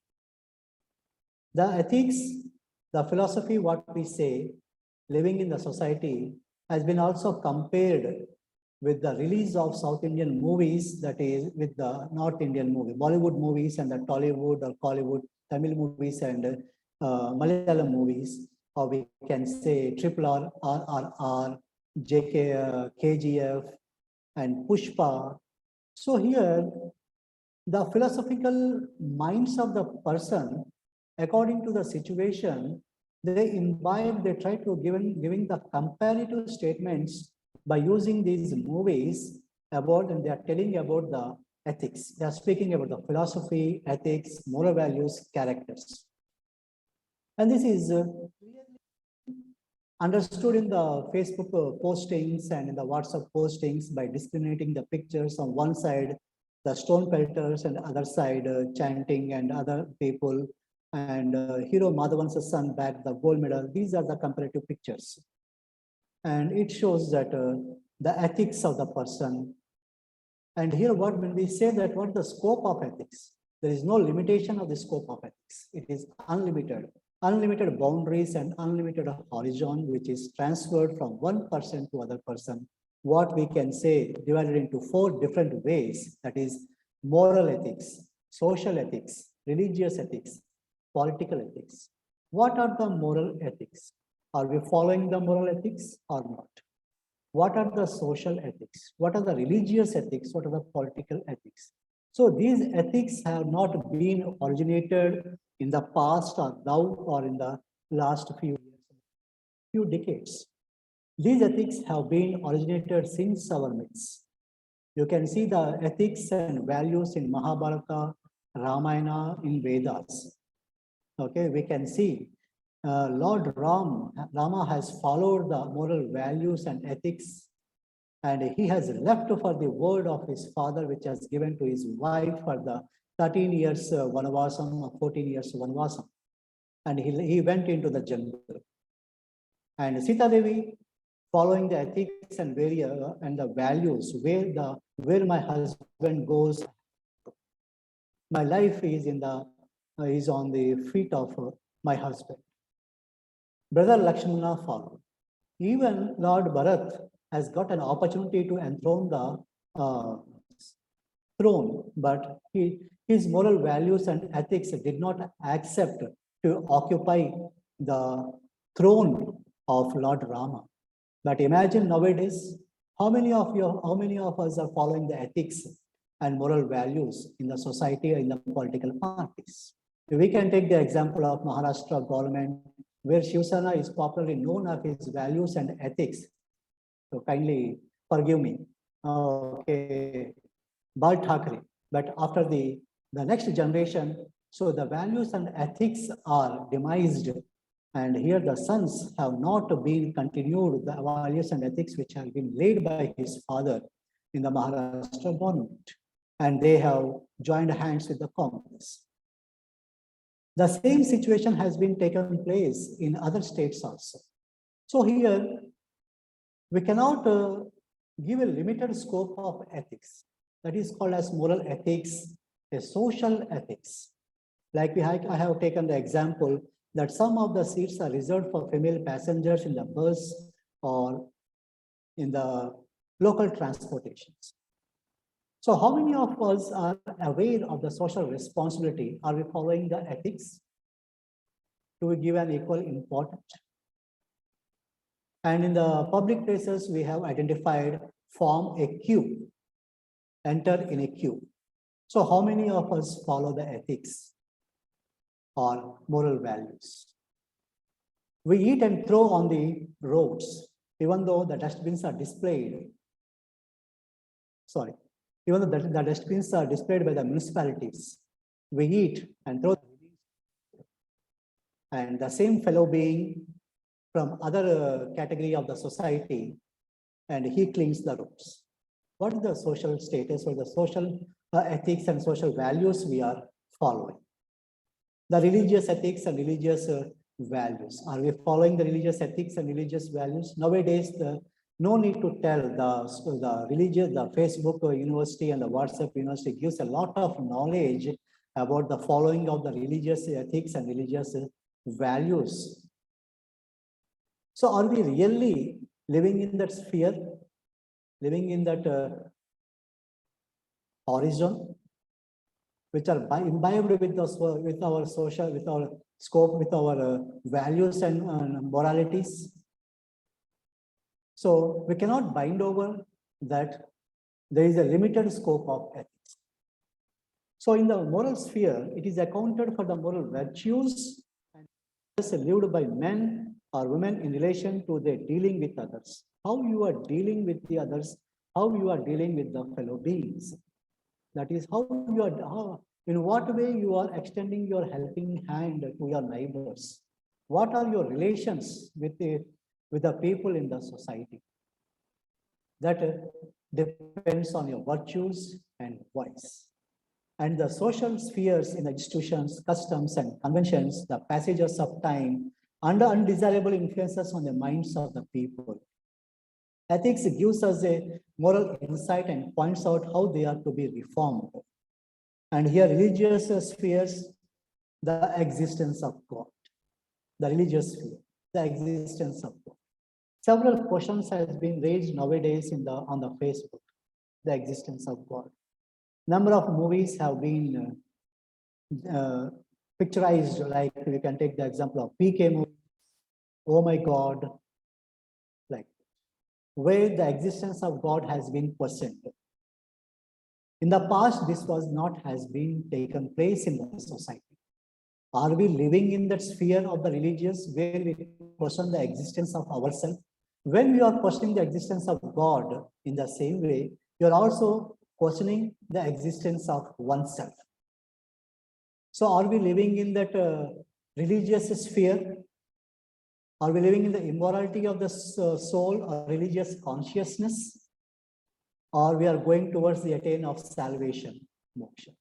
Unless we get the attain of salvation or moksha, one could not get the answer for all these religious ethics or religious values, either in the Western countries or in the Eastern countries.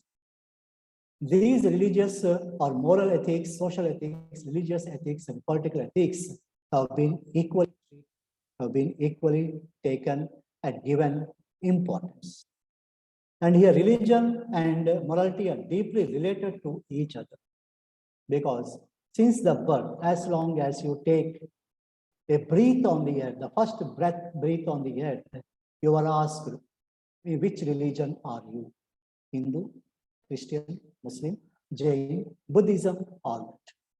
So here the philosophy is imbibed since your birth and to death. And morality encourages final values, virtues in the field of religion. And every religion tries to give good values and ethics to their religious person. And it depends upon us in what way you accept it, in what way you reflect or you give to the society. That's what the example has been given in the stone pelters or the hero Madhavan's son who attained. It means what you are giving to the society.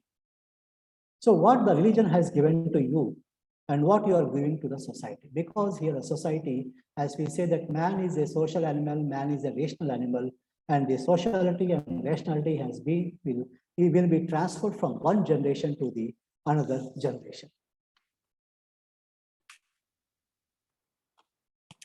And let us see the different ethics. So here the applied ethics. What are the applied ethics?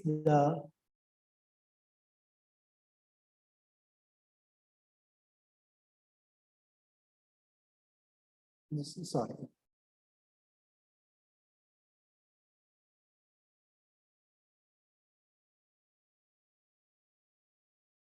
Yeah.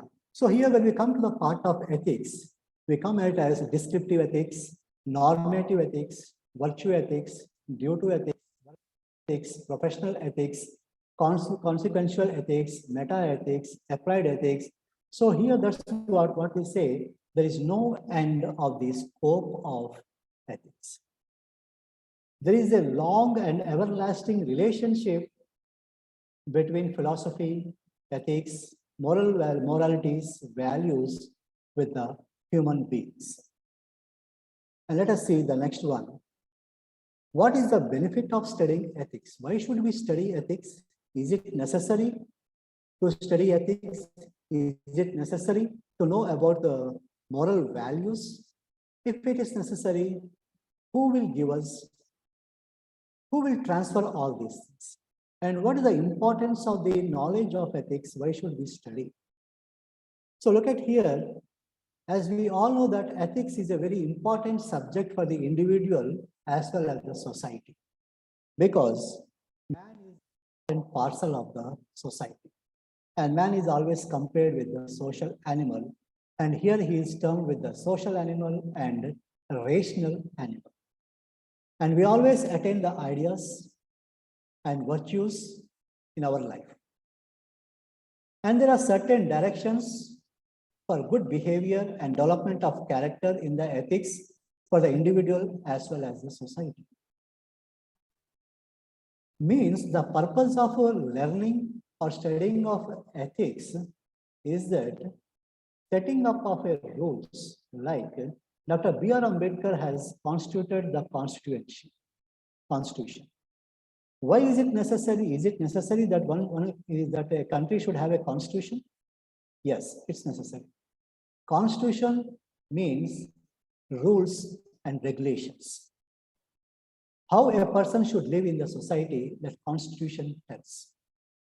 Otherwise, there is no difference between animals and human beings. We live in a certain rules and regulations on this earth. So we have man has the rationality to think what is good and what is bad, what is right and what is wrong. And that only differentiates himself to the animals. That is called as ethics, moral values, and importance of studying of ethics. If we don't learn the ethics, moral values, then the human being cannot be differentiated with animal. There is no difference between human being and animal. Both are same. Why it is different? Because we have ethics, we have moralities, we have values. In order to differentiate, no, I am not an animal. Then, if you have ethics, morals, values, then you are a human being. For that, we need to study ethics. And the importance of ethics lies in telling us the difference between good and bad, right and wrong. Ethics is more important because it dispels the darkness of evil and helps in enlightening the higher values and virtues of life. The importance of ethics is twofold. The first one is constructive value of virtue, which develops the critical and moral attitude in human being. And the second one is destructive values. The constructive moral values or constructive ethics and destructive ethics. That is clearly defined what is going on in the society. Either in the first wave of COVID, or third wave of COVID, we have identified the constructive ethics and the destructive ethics, and no need to explain. There are people who try to construct the ethics, who try to transform the constructivism to the society. And there are people who try to distract the society. Or they comes under the destructive ethics. They have developed the destructivism. And the benefits of ethics are that it helps to develop our character. And your character is identified by the fellow human being. Your character is identified the deeds and the things, what you do in the society, how you behave with your parents, how do we behave with our brothers and sisters, with our relatives, how do we behave with our neighbors, how do we behave with others. Your behavior tells about your character. Here, who questions us about the character? When we steps in the society, our educational institutions answers the question of your character. That's why wherever you go, we have to submit our study and conduct certificate or character certificate. Once you complete your education, when you steps into the society, your certificate, your character certificate tells that how you are, who you are. Because these are the institutions, house or home or the educational institutions. These are the buildings, or we can say these are the character buildings of the human being, where our home or the parents are the first person who teaches the morals, values, ethics to live, which helps us to live in the society. Later onward, educational institutions take that responsibility to mold the people, into a good characterized person. Where we learn in the educational institutions, where we learn what is good, what is bad, what is right, what is wrong, how to behave. And at the end of our education, the institution gives by claiming that we are satisfied by his character, satisfactory and good. That's why here, study of character, study of ethics develops us character. knowledge of ideals, values, and virtues. When you study ethics, it tells about ideals, ideologies, good ideologies, bad ideologies, worst ideologies, good values, bad values, good virtues, right virtues, and wrong virtues. And here it is related with the constructivism of the society and destructing to the society. What it has been taking place in the society by some sections of the people in the society who are leading towards to destroy or destruct the human bondage on this earth by their irrelevant and indisciplined body language or behavior. And at the same time, there are a set of people who are trying to build the bondage, to build the connection, to build the bridges, to fulfill the gaps or cracks occur due to the destructive ideologies occur or germinated in the minds of the worst peoples in the society.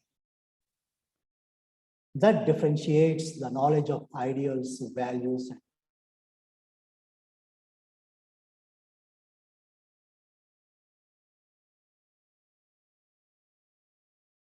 It awakens, it enlightens your responsibilities and duty. Everyone speaks about the right to duties and right to responsibilities, everyone which is provided by the Constitution of India. But how many of us bind towards the responsibility and duties towards the society? Is it not our responsibility to keep our surroundings neat and clean? Or is it the only responsibility to the government to maintain the surroundings neat and clean? When you feel responsibility to keep your house and surroundings neat and clean, why you are not responsible to provide peace, cleanliness in the society?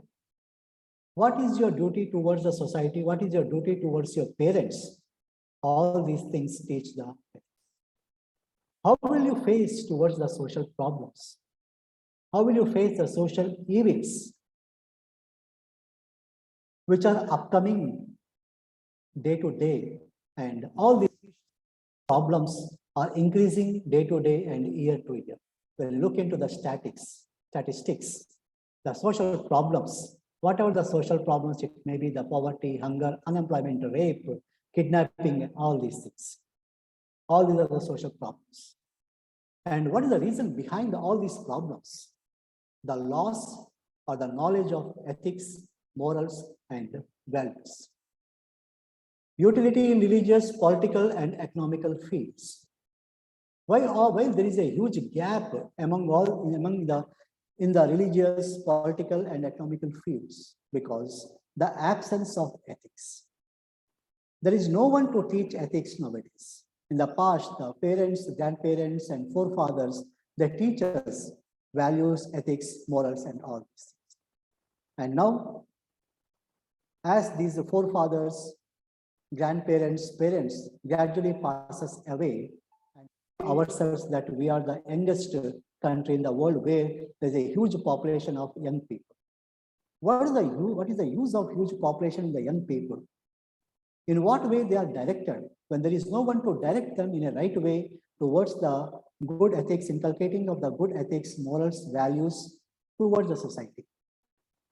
Because duly and truly the absence of these ethical people who are not coming forward to give the intuition to words to the young generation to reach or to march forwards to construct the good society. And when we forget all these things, that is called as ultimate end.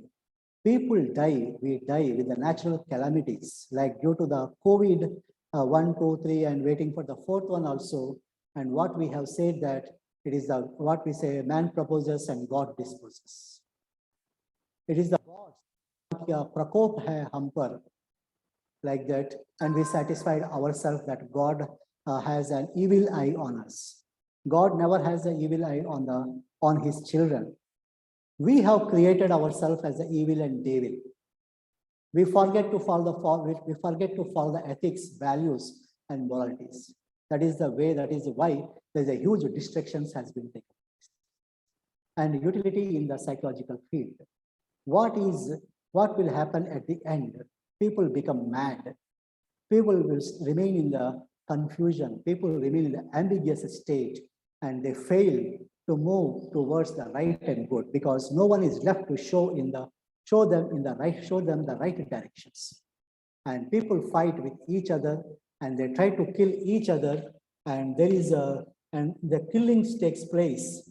Sabotages has been taken place among the blood relations. So all these things has been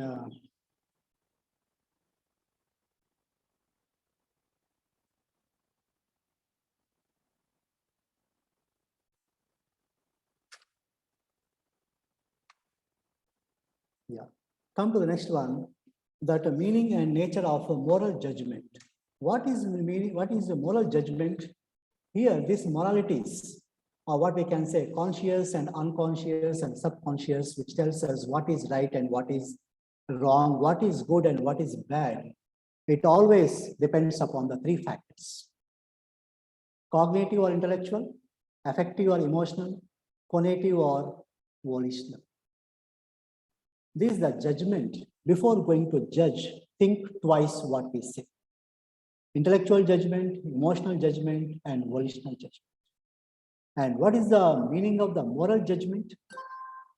The judgment is right and wrong, which is good and bad, is commonly termed as moral judgment. Yes, he has given a good judgment. See, recently one judgment has been given by the Supreme Court about the rape case.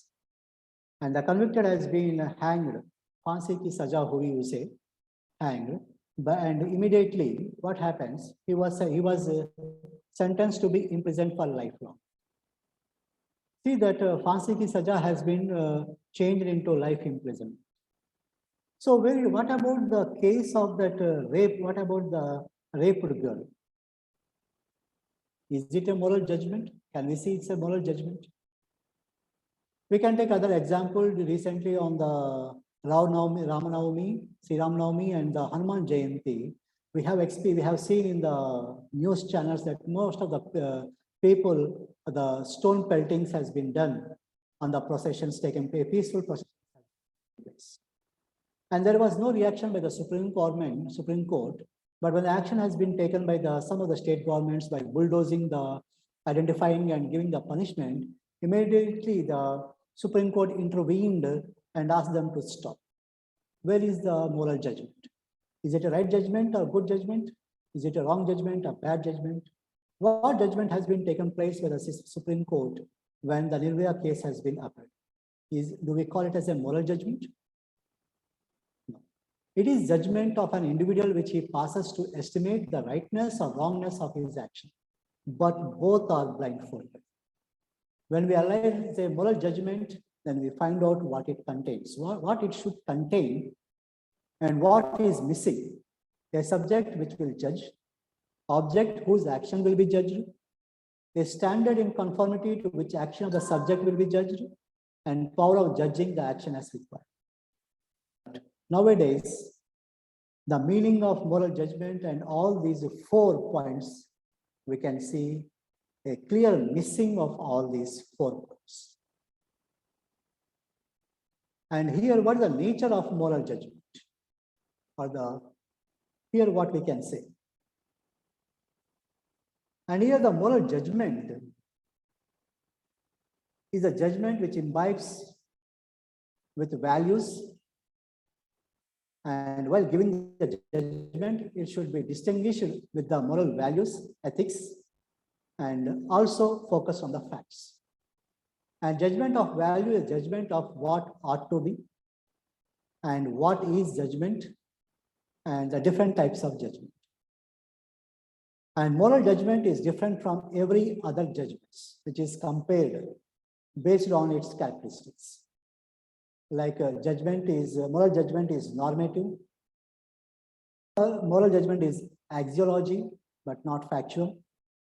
Moral judgment is on an activity, not about. Moral judgment is inferential. Moral judgment is objective in nature.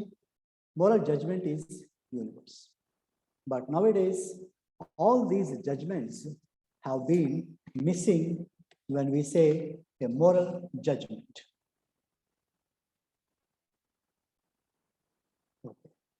So here, this is a brief information about the introduction to philosophy. So when we speak about the introduction to philosophy, obviously and absolutely, we should also speak about the Indian philosophy. So let us have some focus on the Indian philosophy or introduction towards the philosophy. And we all know that India is a country which has a rich knowledge and lot of philosophies has been taken. And philosophical tradition dating back to the composition of the Upanishads in the later Vedic period. And according to Radhakrishnan, the oldest of these constitute the earliest philosophical compositions of the world.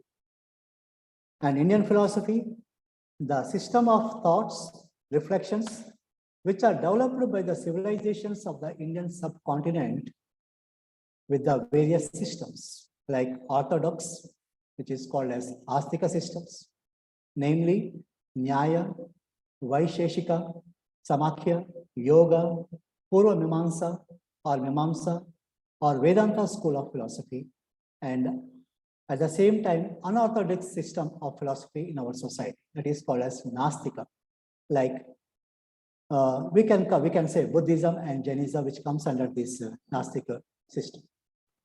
And Indian thoughts has been concerned with various philosophical problems, which is among which are the nature of the world, like cosmology, epistemology, and philosophy of religion. And all these Indian philosophies has been formalized between 1000 BC to the early centuries of AD. And subsequent centuries produced commentaries, philosophies, reformulations, which are continuing till the 20th century, or we can say Arvindo's philosophy, Prabhupada philosophy, and competitions and integrations have been taken place in the various schools of philosophy since the formative years. Or we can say since or during 800 BC to 2000 AD.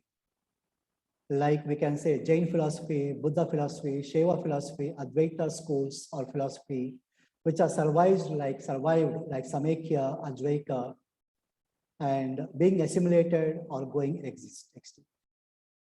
And the Sanskrit term for the philosopher is Darshanika, which means who is familiar with the system of philosophy or darshans. And there are various schools of philosophy in our country, which are called as Hindu philosophy, Jainism philosophy, Buddhist philosophy, Karvaka philosophy, Lokayukta philosophy, and modern Indian philosophy, political philosophy, and at the same time, when we speak about the Indian philosophy, one should speak about the Western philosophy also. And here, many Hindu, let's see, the Hindu philosophy. It is classified during the medieval period of Brahmani, Sanskritic, scholasticism into the standard list of 6 orthodox, or we can say Astika schools or darshans. And these 6 philosophies called Sad-darshanas or accept the testimony of the Vedas. And the next Jain philosophy, it evolved during the period of Jainism or Mahavir Jainism philosophies, and it formulates the ancient Sramana philosophy during the period of 550 BC from Bihar to the North India. And this period marked as an ideological renaissance. A lot of changes has been taken place in the Vedic dominance and challenged by the various groups like Jainism and Buddhist. And after Jain philosophy, Buddhism philosophy, and this Buddhist philosophy, it is a system of beliefs based on the teachings of Siddhartha Gautama, a prince later called as Gautam Buddha, who tried to awaken everyone in the society. And there is a strong philosophical component. And this Buddhism is founded on the rejection of certain orthodox Hindu philosophical concepts, both are Jainism and Buddhism. And after that, Karvaka or Lokayukta philosophy, which was materialized during the period of the Mauryan Empire, and it was tainted by the 3 faults of untruth, self-contradiction, and tautology. And this thought of consciousness was the emancipation of the body and ended with the destruction of the body. And the next one is modern Indian philosophy, which was occupied during the 1750 to the 1947 until.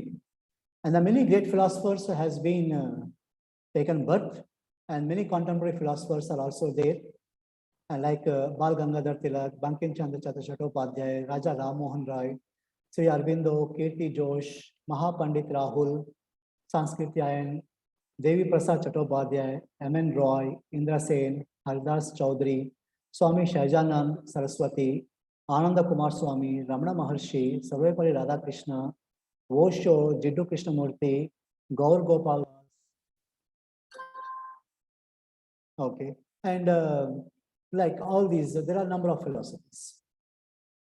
And political philosophy, it tells, it has been, we can say, generated or originated in the period of modern empire by Chanakya or Kautilya. Okay, and where it tells about how the political system, how the king should be like. And let us see after this the brief history of Western philosophy. The time is running out, and one more topic is also left, that is guidelines of on good publication practice. Let us try to sum up in the given period of time. I will try it. And let us see the brief history of Western philosophies.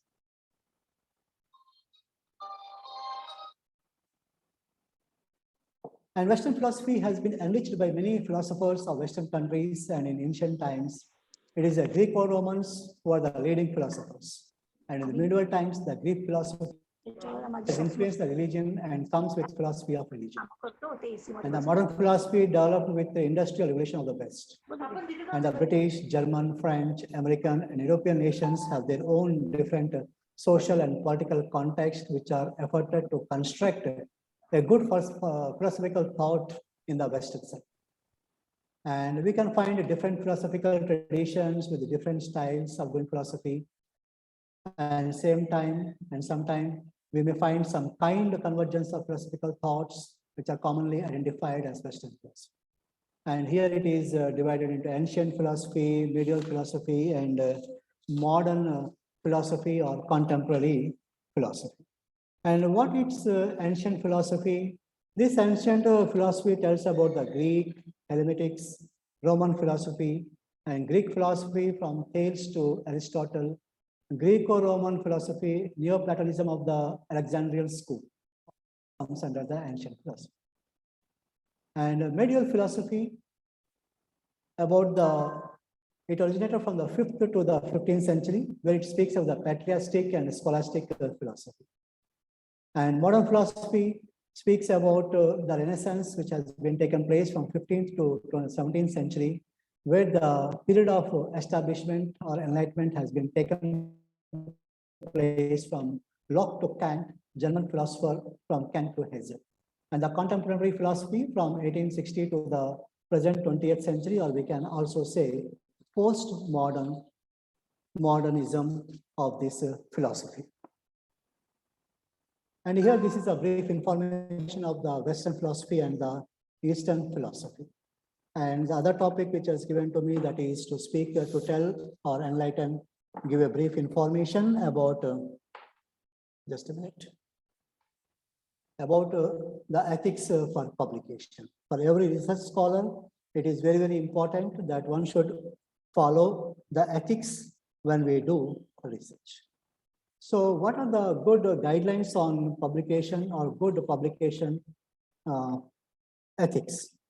Or what guidelines on good publication ethics we have to practice? So here the Committee on Publication of Ethics or Practice towards the Publication Ethics was formed in the year 1997, and it addresses to breach the research and publication ethics. And a voluntary body has been provided to discuss the various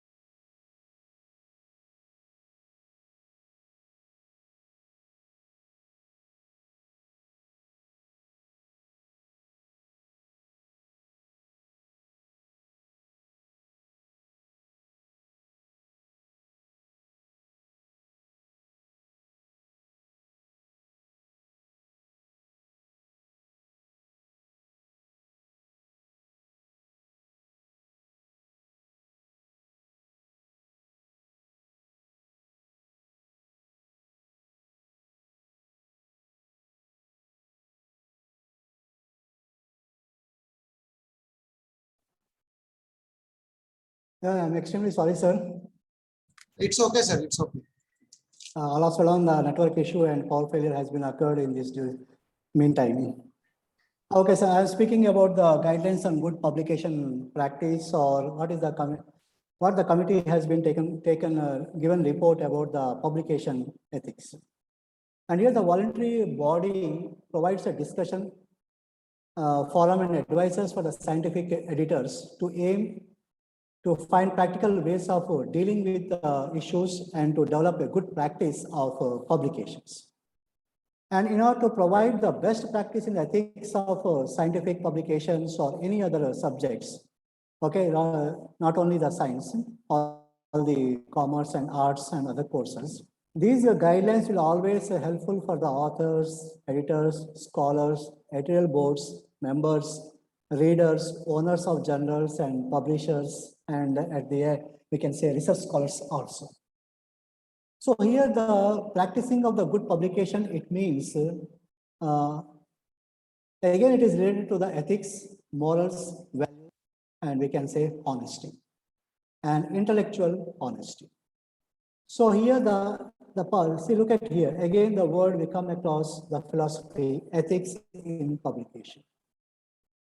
So here we must be, or the research scholar must be very, very honest, or we can say he has to apply his intellectual honesty in entire his course of a study and maintain his publication ethics. And he should always prevent or away from the misconduct towards his publications.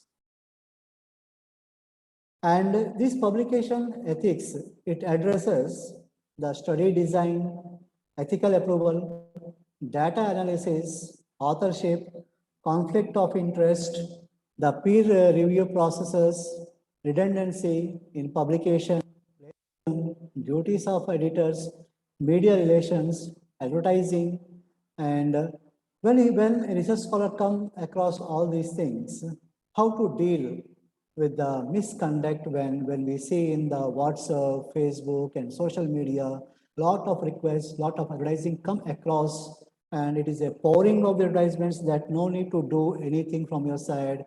The agencies are ready to write a research, to do the research, and to write the papers, publish the papers.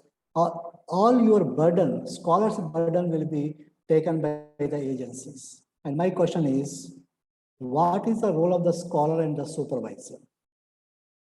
Either the agency is doing PhD or the scholar is doing PhD.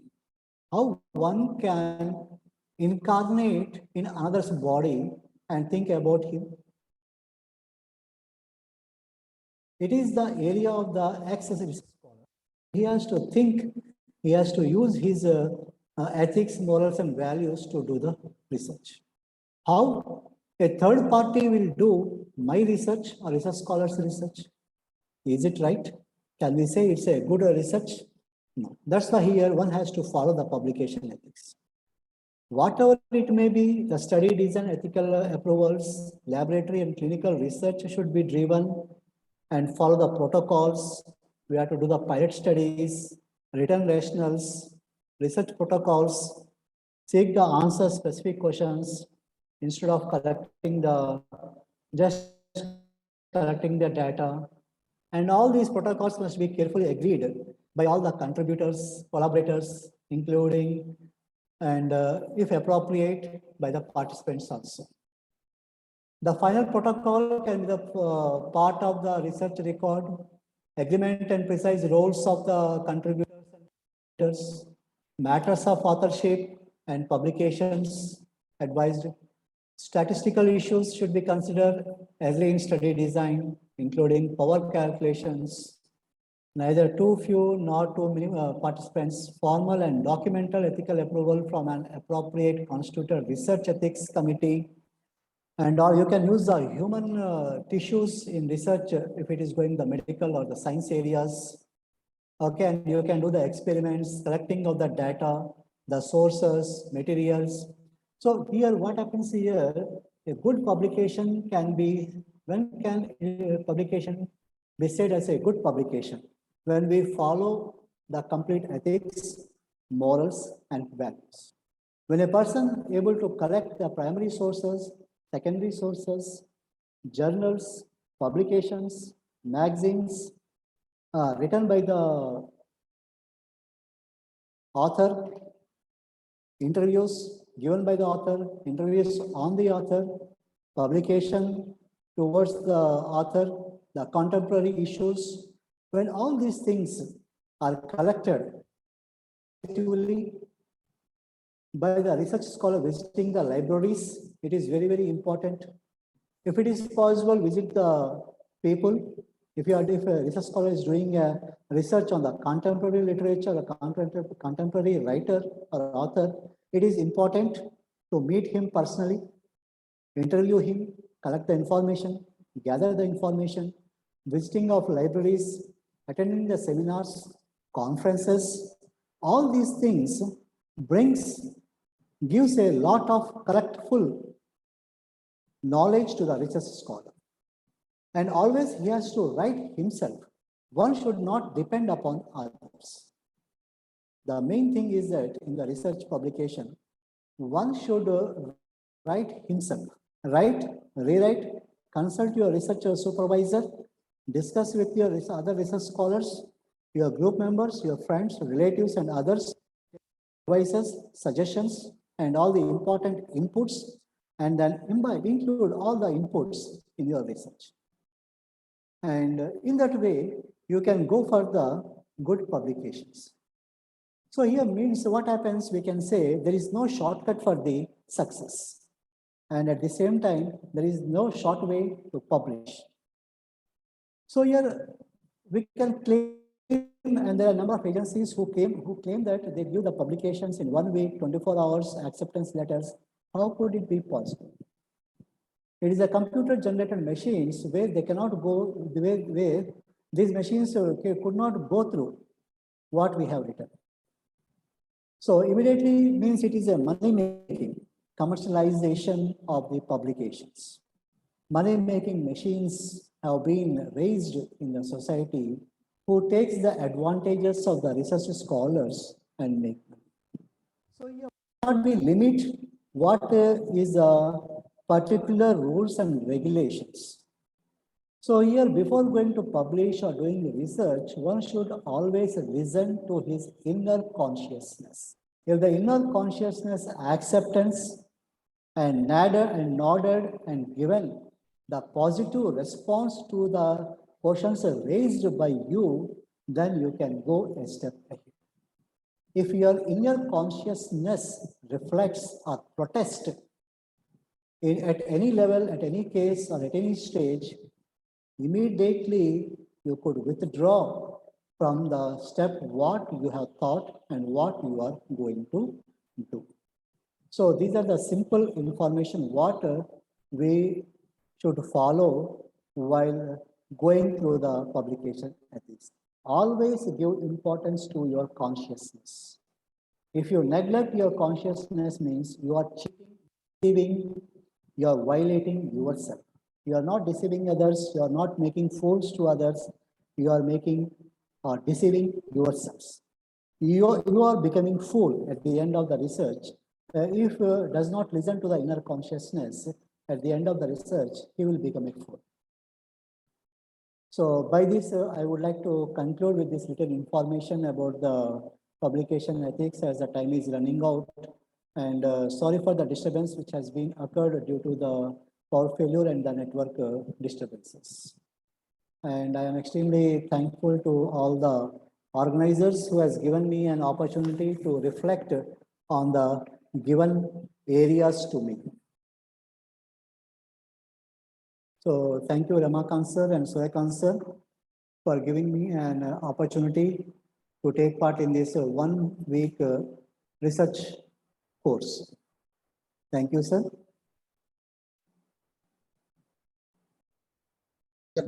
Thank you, sir. Thanks for the wonderful session. And for the vote of thanks, I would like to call upon Mr. Agnes Anthony, who is the research scholar from the physics department, Siddharth College. Agnes, please give the vote of thanks to the sir.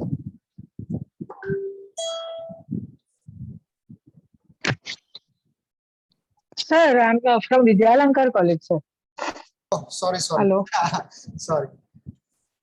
Sir, actually, I give my name for tomorrow's. Anyway, sir. Sir, I have given my name for today. Sir, I was not for today. I had said for Oh, tomorrow. sorry. Today is I'm sorry. Ayum. Yes, sorry. Ayum, Yeah, you can continue, please. Yes. Yeah, thank you, Naugare sir, for giving me the opportunity to propose the vote of thanks. So I would like to take this opportunity to to propose vote of thanks to our today's resource person, Dr. K. Venkat sir, for giving the wonderful talk on introduction to philosophy. Sir, in his talk, explained very nicely about the importance of philosophy, the difference between philosophy and wisdom, wisdom and knowledge. And sir has given a wonderful explanation about the ethics, the branches of ethics, and so he had also given some lights on nature of moral judgments, etc. At the last, sir has given the importance of ethics for publishing. So I think that we have received a wonderful talk from you, sir. So thank you for giving your valuable time and giving your good time to us, sir. Thank you. Thanks a lot. Thank you, sir. If participant have any query, you can ask to the sir. If there is any query. The sir has already discussed in such a way that everyone is understood. Yeah, Thank you, sir, once again. because it's completely deeply, sir. You are gone through each and everything. Because philosophy is single word. You have talk on 2 hours. It's not a. It's quite difficult to talk such a long way in a systematic way. So if there is any query regarding this session, you can ask. Otherwise, we will stop here and we will start our next session by 2 p.m.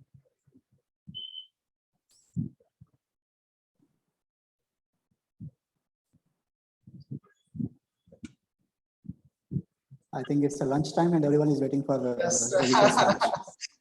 They are all of them are waiting for the lunch. So thank you so And much, sir, again- for accepting our.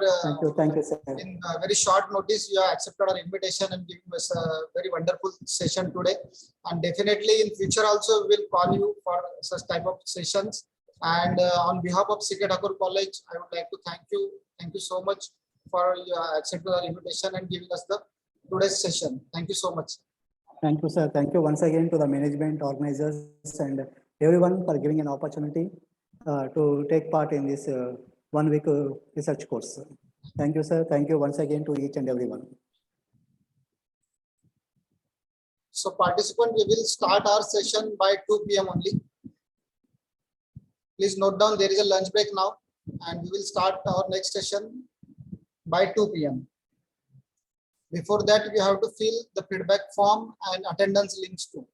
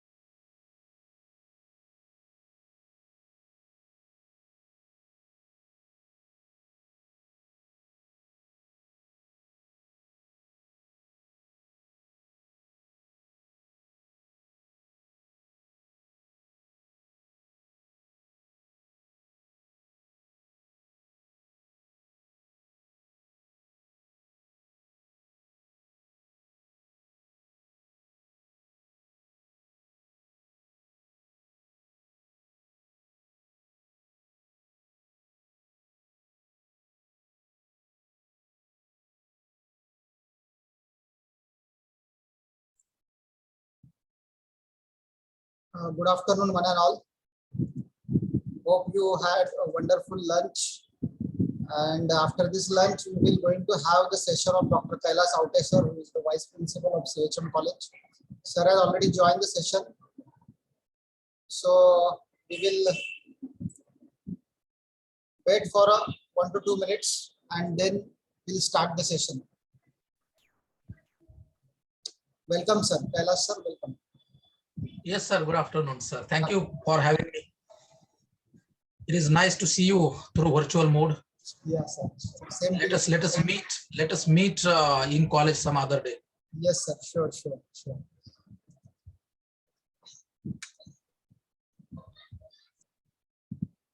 It's now 2 p.m. We will wait for the 2 minutes and then we'll start.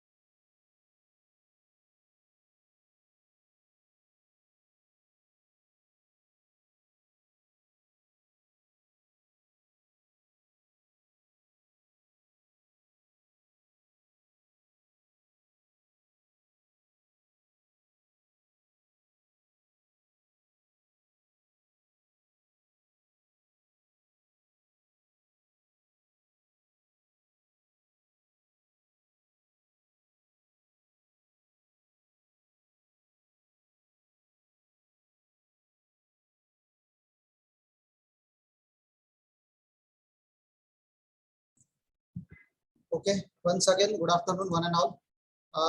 It's now 2 and 5 minutes. We will start our session. On behalf of CK College, I would like to welcome Dr. Kailash Aute sir. And for the second session of this today's first day, afternoon session, Dr. Kailash Aute is a Vice Principal and Associate Professor in the Department of English at CHM College, Ulhasnagar, which is affiliated to University of Mumbai. He joined the faculty of the Department of English, CHM College, and his main research interests are the areas of business studies, ethnicity studies, diaspora studies, drama, Indian drama, comparative literature, gender studies, and Indian writing in English. Sir also published various research papers in national and international conferences. He has focused in the last few years on the research issue in Tamil Asylum, diaspora, and LGBT studies. He has participated in the many conferences in the capacity of organizing member, invited speakers, etc. He also editorial board of the college magazine, which is published by his college. He has also completed 2 minor research projects at the University of Mumbai. He has worked as the judge for the final round of the Avishkar University Research Convention. UGC awarded him a fellowship for a PhD research in year 2015. He is also closely connected to the University of Mumbai in capacity of the paper setter, examiner, and moderator for the UG and PG in English. Sir also worked as a member of the syllabus committee of University of Mumbai. Sir also written 2 books, and he is also recognized as a PhD guide from University of Mumbai. He worked as an external examiner for Aurangabad Marathwada University and Rai University, Gujarat. I welcome you, sir, on behalf of the Security College. I wholeheartedly welcome you for this today's session, which is basically on the philosophy and ethics. Early in the morning, first session, we also have the session on the philosophy and ethics. But in this session, we'll have something different compared to the first session. So it's our privilege to have you on today's resource person for this session. Once again, welcome you, and I request you to start your session. Thank you, sir. Yeah, thank you so much, sir. Am I audible, sir? Yes, sir. Yes. This question has to be asked. Am I audible? Yeah, thank you so much. Good afternoon. Good afternoon, everybody. Good afternoon, all of you. Post-lunch session is always very heavy for participants. I can understand their mental setup now. And already one session is already conducted early in the morning. And now it is going to be overlapping. So let us see how much I can hold them together for a couple of hours. So I will try my best to hold them together.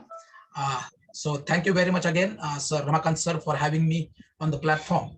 At the outset, I also like to thank Professor S.K. Patil sir, Principal of CKT College, my friend Parkale sir and Yevle sir. They are also a good friend of mine. So my long association is there with your college. And it's a very, very apt topic you have chosen. That national level 1 week online workshop on research and publication ethics. So this is the need of time, and it requires, actually, this is a very much important topic you have chosen, and I congratulate the entire organizing team for having this wonderful concept and materializing this particular concept through workshop, that too in national level workshop. So these are my some introductory remarks. Thank you very much, sir. Now it is time to share my screen. If I please let me know if I can. You can see my PPT. Sir, you can share now. Yes, it's visible. It's visible, sir. Okay. Yes.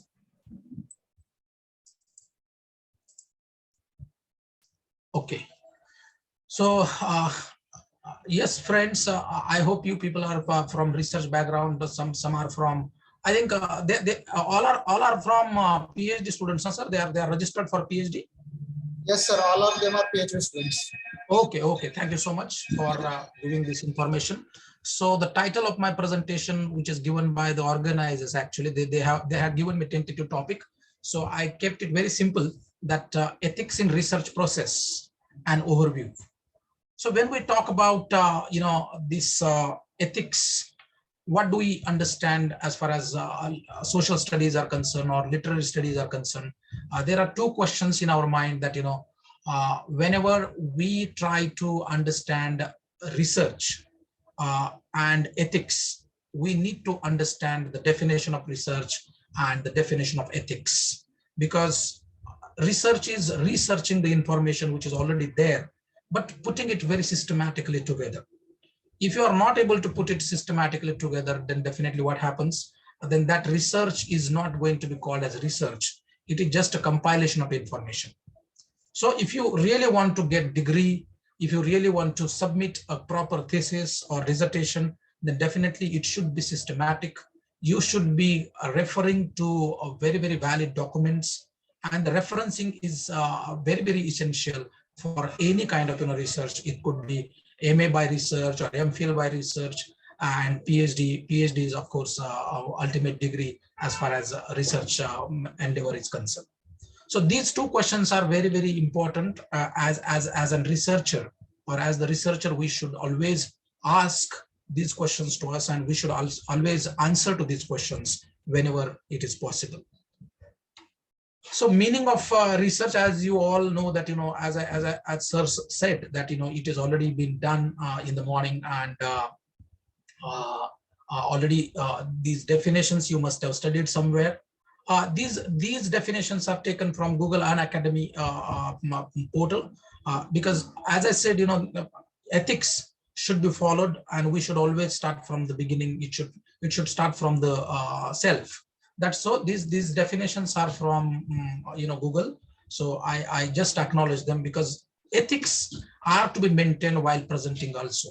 So these are not my definitions. These are taken from Google engine, and there are different definitions available. Unacademy is known for study material and classes. So what is research? It refers to search for knowledge. Okay, research refers to the systematic method consisting of enunciating the problem, formulating hypothesis, collecting the facts or data, analyzing the facts and reaching certain conclusion, either in the form of solutions towards the concerned problem or in certain generalizations for some theoretical formulation. So this definition you must have gone through many times. It is essential and powerful tool. Research is an essential and powerful tool in leading man towards progress. As far as progress is concerned, we cannot do progress in any field if there is no research. Research and development committee should be there, and research and development should be there whenever we are living our life. So if there is progress, it is possible because many researchers like you, they are into research process, they are registered for research. It could be social sciences or pure sciences or any business studies. They're always trying to bring in new approaches, new literatures, and new knowledge system, which is already there, but then they give it a new framework. And that is why progress happens. Without systematic research, there would have been very little progress. And you have seen right from the beginning that man has progressed so much because of questioning, because of his constant inquiry. We always, as a researcher, we need to inquire every time. That inquiry shouldn't be stopped. You should always inquire. Word research comprises of two words, that is re plus search. It means to search again. And what is to be searched and how it has to be searched? It has to be searched through references. There is plenty of knowledge available in the world, in the social sciences, in the pure sciences, or for that matter, English literature, or for that matter, library science. Everywhere it is a sea of knowledge. And from that sea of knowledge, we have to bring in systematic research. And that is why it is very, very difficult process. It could sound, it would sound that, it's very simple phenomenon, but it is not like that. You need to have organization skills. You need to know how to organize the data, how to put it in systematic words, how to project and present your data is also very, very necessary in the process of research. And as if you want to see the etymology or etymological meaning of research, this prefix stands for again, over again, or new, and search is the latter meaning, to examine closely and carefully, or to test and try. So we have to, research is a close study. It is a close study of a selected topic or selected area, and it is going back, or over and over again we are trying to study some topics, and we are trying to bring in new approach to that particular selected topic. So it's a very close reading. It's not that we are just randomly reading certain things and putting information together. So it's a very close reading, and it is systematic process. So it is a systematic investigation as well. Okay, it gain new knowledge of the already existing facts. As I said, it is already there. We are not bringing anything new. Okay, as far as social sciences are concerned, we are studying human behavior. Okay, social sciences, but people have not put it in on the paper, or through the through thesis or through projects. But when we are talking about human behavior and human phenomena, then definitely when we are putting them together as behavioral science, then definitely we need to study it very systematically, which is already there. But we are giving them face. We are giving them something meaningful. And the study of conducting research is called research methodology. We should know the research methodology as far as our program is concerned, our degrees are concerned. It should not be your aim should not be to earn a degree. Okay. Generally, what happens? People always, they want to earn degree, and they want to go ahead with the degree, and they don't want to.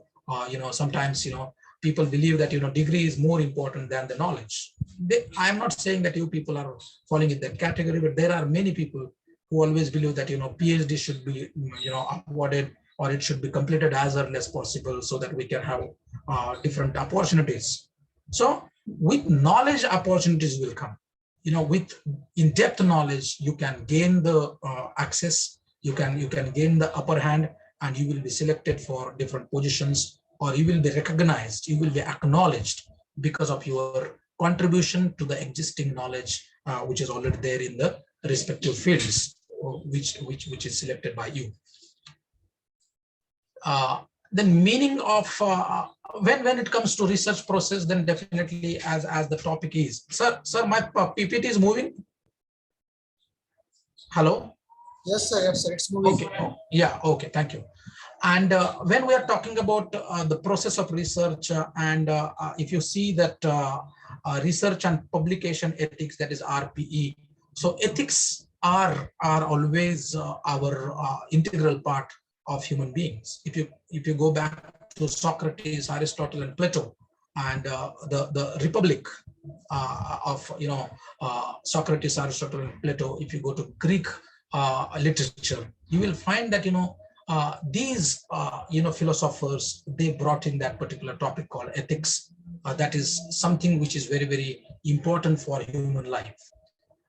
It is a discipline of dealing with what is good and bad, with moral duty and obligation, a set of moral principles or values.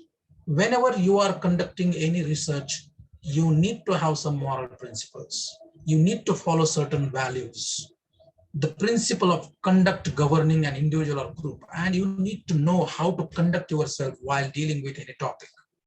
Ethics could deal with, or it could include, like, it should have morality, it should have value. You should be giving value to the certain, whatever is being undertaken by you, it should be valued. There should be some principles behind your research. You cannot, completing your thesis or completing your studies with immorality. There should be integrity.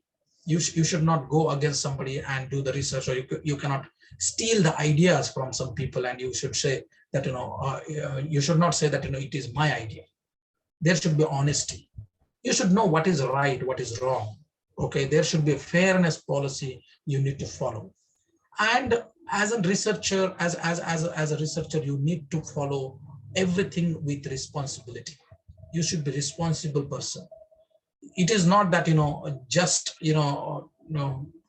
mugging up some ideas or taking down some ideas from here and there and putting it to everything and saying that, it is my paper or it is my work. Yes, you can refer, you can always go back to the body of knowledge available, literature available, but you can acknowledge them. You should mention them in citations. You should mention them in references. If you do that, then there is no problem at all. But if you say that, it is your study or it is your work of art, then definitely it is known as plagiarism in research process. Many of time it happens that, we forget to represent, or we forget to acknowledge certain references which you have taken for writing research papers or writing our PhD thesis. What happens in the process? Your PhD thesis might get rejected if you don't recognize, if you don't acknowledge, and if you don't follow the process which is laid down or accepted process, like MLA style sheet or Chicago style sheet or something like that. So you need to always, you need to be very, very perfect, and you need to follow ethical paradigm, ethical process as far as any literature is concerned.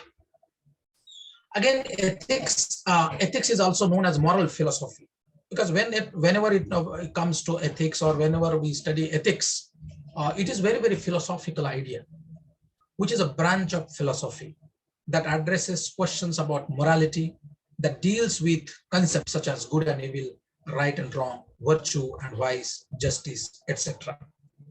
So if you're stealing somebody's idea and saying that it is my idea, then it is wrong. So ethics will teach you that. If you are collecting data, and if you are saying that, you have just made a questionnaire and visited only 10 people, and if you are putting it 1,000 people, then again it is very, very wrong, immoral.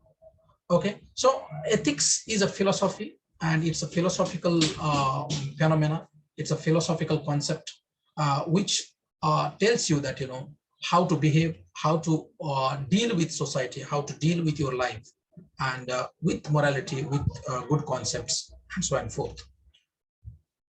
Let us now see origin of ethics. As I said, it's a Latin word, or Aristotle and Socrates and Plato, these people have really dealt with this particular concept called ethics. The word ethics is derived from Latin word ethicus and the Greek word ethikos. Ethics are an arrangement of decent principles. Okay, so these are the principles, a branch of attitude which defines what is good for individuals and society. If you are not ethical, or if you do not follow ethics, then you are antisocial. You are going against the society. You are going against the set rules. There are always set models as far as your PhD degrees are concerned, or your research process is concerned. If you are going against the set paradigm or set model, then definitely it is not accepted. There are many well-known figures in the history of ethics, like Greek philosophers, as I said, Plato and Aristotle.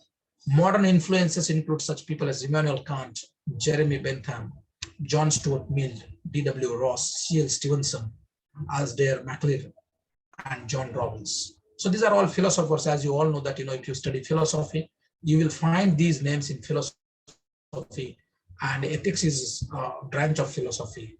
So definitely we need to know these people. If you need to read them, and you need to refer to these philosophers to bring in ethical values, ethics in our personality, and to implement them in our research process. We need to practice them while doing our research. So as I said, ethics, when we are talking about the meaning of ethics, it is a discipline dealing with what is the proper course of action for a man. It is a branch of philosophy that looks at what is good and what is bad. It's a system of obligation that we have towards others. we cannot take everybody granted. When we are doing research, you cannot say that, I can take anybody's name and I can submit the questionnaire to each and everybody. You cannot take everybody granted. There is a system of obligation, and that is given by ethics. It's a moral philosophy. It involves systematizing, defending, and recommending concepts of right and wrong behavior. It's a study of principles guiding the good of the individual within the context of social interactions and the community. When we are dealing with society, when we are interacting, research is all about interacting with people. Whenever we are taking up, for example, literary research, for example, if somebody is from English language and literature, then definitely we are always doing qualitative research. Okay, when we are analyzing novels and short stories, it's a qualitative research. We read the selected data, that is primary data, very closely, and there is a close reading after reading, and we come to the conclusion. And through that close reading, we are interacting with the characters, we are interacting with the cultures.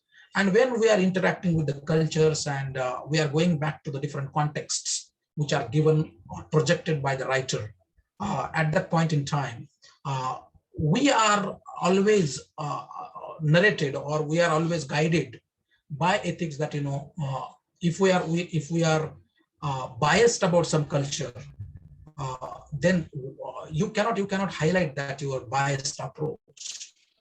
Ethics will teach you, ethics will guide you, and ethics will guide an individual, that you cannot be biased against some culture or some community or some literature person. So it will teach you the objectivity. It will teach you how to treat them equally. All inclusion, or all people are included. That acceptance for very, very broad-minded people when we do research with ethical background and with ethics at the forefront. As I said, this again, brief history of ethics. There are philosophers like Socrates, Plato, Aristotle. They tried to impart knowledge on how to argue thoughts, and there were debates. These Socrates, Plato, and Aristotle, they were always having debates, and they were taking concepts and they were debating, and how to impart knowledge or how to argue different thoughts and to be successful, but also develop views on being ethical and moral. At the time of debates and deliberations or dialogues, you cannot be unethical. You cannot be just saying that you are the right person. You can, as a researcher, you cannot say that you have done it, that means this is the final truth. There are layers of truth of one thing. Okay, so you cannot say that whatever you did is the ultimate truth of that particular research. So Plato gave us theory of morality, and he was always believing that human behavior should be operated with moral principles. Then after a few centuries, 5th and 6th centuries BC, Pythagoras and Hippocrates, these Greek philosophers, they also gave a lot of importance to moral philosophy. And that is why there is a Hippocratic oath as far as doctors are concerned. Whenever they, they deal with their operations and their profession, they will not do anything wrong. They will not harm anybody. So that oath is always taken. So we should always take oath of morality and ethics while dealing with our projects, when we are dealing with our research work. Then again, Babylonians, Egyptians, Persians, beginning of physicians, practices and medicines. As you all know that during the Renaissance period, these after the Dark Ages, when there was an invention of printing press was invented in 1453, and when there was a fall of Constantinople, after the invention of printing press in Germany, production of literature started. Production of paper and production of literature started, and common men and women like us, they started getting the hold of books, and they started getting books. Earlier, only aristocrats aristocrats and rich people could able to buy books, or they could able to get some few copies, like, because they were not machine produced books before the invention of printing press. But after the printing press, invention of printing press, you can see that, you know, there is a lot of change happened in the knowledge dissemination, in the imparting of knowledge. And that is why printing press is a very, very revolutionary kind of, you know, invention in the research process also. Now we can have a lot of books, references. It is all because of printing press. We can photocopy books, and we can always refer to them, and so on and forth. Primitive man behavior necessary to get along in a group. And as far as primitive man is concerned, or to stay in a society properly, we need to have a proper behavior. Otherwise, you will be excommunicated. You will be thrown out from your society, and you will be always, you know, ignored by the majority of the people. 16th to 19th century, fathers of traditional ethical theories like Sir Francis Bacon, Roderick Castro, David Hume, Immanuel Kant, John Stuart Mills, and Jeremy Bentham. These were the people, these were the philosophers. They could be able to impart ethical philosophy to the world. Physicians examining educational needs, 14th to 15th centuries. Again, there is a change happening, because there is a progress. Man started doing progress after you know, after Renaissance.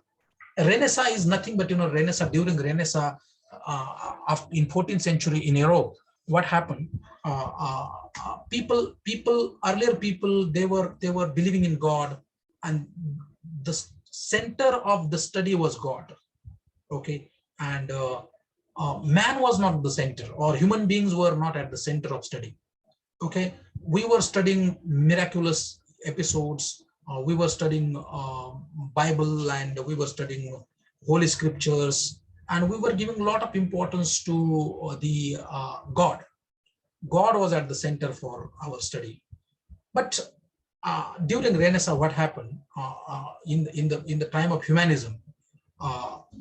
We started giving importance to human emotions and feelings and their interactions with other human beings, and that is why, you know, the study of man, or the study of human beings, you know, started gaining a lot of importance during the Renaissance.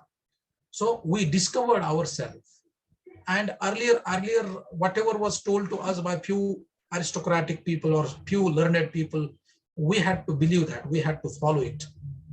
But because of invention of printing press, and because of research in paper and research in other activities, we started getting the hold of books, and we started reading them, and we started analyzing and evaluating and assessing them. And once it is done, we have really come along, and we have really made a change in the perspective towards the world. We started looking with different dimensions to the world. We were not now operated, or we were not controlled by some people. We had you know, started giving our perspective, and that really made a difference. And the role of researcher is always giving your perspective. Okay, and it is possible because of these philosophical journey, this particular philosophical journey, where people have started from debate and deliberations and different theories of ethics, and everything is followed.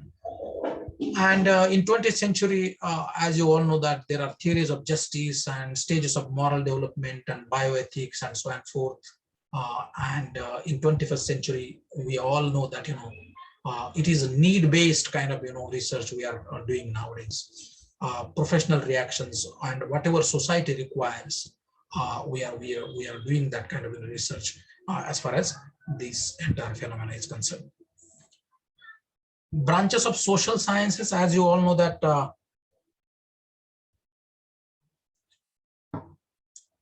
yeah, you can have a look at this particular slide. We are dealing with different branches. There are social sciences as well as pure sciences. I'm not sure how many of you are from pure sciences, but then anthropology, history, archaeology, you can just read them. And we are dealing with these sciences, human geography, economics, law, and we have plenty of space to do our research. Okay, and these branches are dealing with human beings, universe. These are dealing with humanity. These are dealing with these are the interactions of different cultures. It could be a culture of Egypt, or it could be a culture of European culture, or African culture, or for that matter, we have Indian culture. Within the Indian context, we have different cultures. Like, for example, if I want to give you one example, that anthropological study, if we really want to apply this anthropocentric approach to literature studies, like LGBTQ, for example, gays and lesbians, they are always outcast. They are not the part of mainstream culture. But there are many researchers like you who are talking about their identity, their issues, and they are now, we are trying to bring them to the mainstream culture, mainstream literature. It is possible because of research. It is possible because we are doing research with a lot of ethics and with a lot of philosophy behind our thought process. So LGBTQ community nowadays, they are gaining a lot of respect. They are given a lot of respect because of people are writing about them, people are accepting them. Not everybody is accepting them. If you go to villages again, Hijra community is always neglected. Whereas in city space, yes, people are educated, people are well read, and yes, filmmakers are working on it. Researchers like us, they are also contributing their thought process, and we are taking care of that. For example, I would like to give you one example. There is a writer called Sham Salvadorai who has written a book called Funny Boy. The name of the novel, the title of the novel is Funny Boy. What is funny about that boy? Every boy is a similar boy. Every boy has different perspective about life. But as far as gender is concerned, yes, boy is a boy. There is nothing wrong in it. But a funny boy, this particular character in the novel, like he has some inclination. He plays with girls, and he puts nail polish on his nails, and he is passionate about his mother's sari, and he's always looking at his mother, that whenever she is getting ready, and whenever she is going out for a function, how she decorates and how she puts powder and lipstick and how she sets her hair. So he is very keen observer. And writer has given that, the writer is trying to tell us through this particular novel, Funny Boy, that if you are not part of accepted normativity, like heterosexuality is a normative culture in our society, whereas homosexuality is not accepted. It's a crime as far as Article 377 is concerned. Now it is abolished, but before that, before its eradication, people were though on paper it is not crime nowadays, but then it is not accepted. But the point I'm making is that your orientation is not decided by you. Sometimes it comes with your birth, and the funny boy is always targeted. It is always neglected, and men of that family, they always laugh at him. They always say that you are a girlish boy, and so on and forth. So we tease such people. So a writer is trying to prove that the mistake, that the boy did not do any mistake in his life. He liked sari and lipstick and nail polish and everything. It is not his fault. It is his orientation by birth. Okay, so but then society and within the culture, we are not taught how to be all accommodative. We are always taught that you should be very, very heterosexual, and you should be very, very powerful. Boy should not be girlish. Boy cannot speak like a girl. Boy cannot be, behave like a girl. Boy cannot be weak. Boy cannot, or boys cannot cry, and so on and so forth. We have also emotions. We can also cry, and we should cry. Whenever everything is, when there is a lot of tension, you should break that tension, and you should cry. There is nothing wrong in crying, but we are taught that boys cannot cry, and we are always suffocated under that barrier, under that lot of impact. So researchers, when they are analyzing such novels, they are trying to communicate to the society that yes, you should accept these people also. They are also part of the society. You cannot have your theory that heterosexuality is only accepted, and if I am playing with the girls, and if I don't play cricket under the sun, and if I play in the kitchen with the girls, I am not very abnormal. You should not treat me abnormal person. I am a very, very normal person. And that is how human behavior is changed.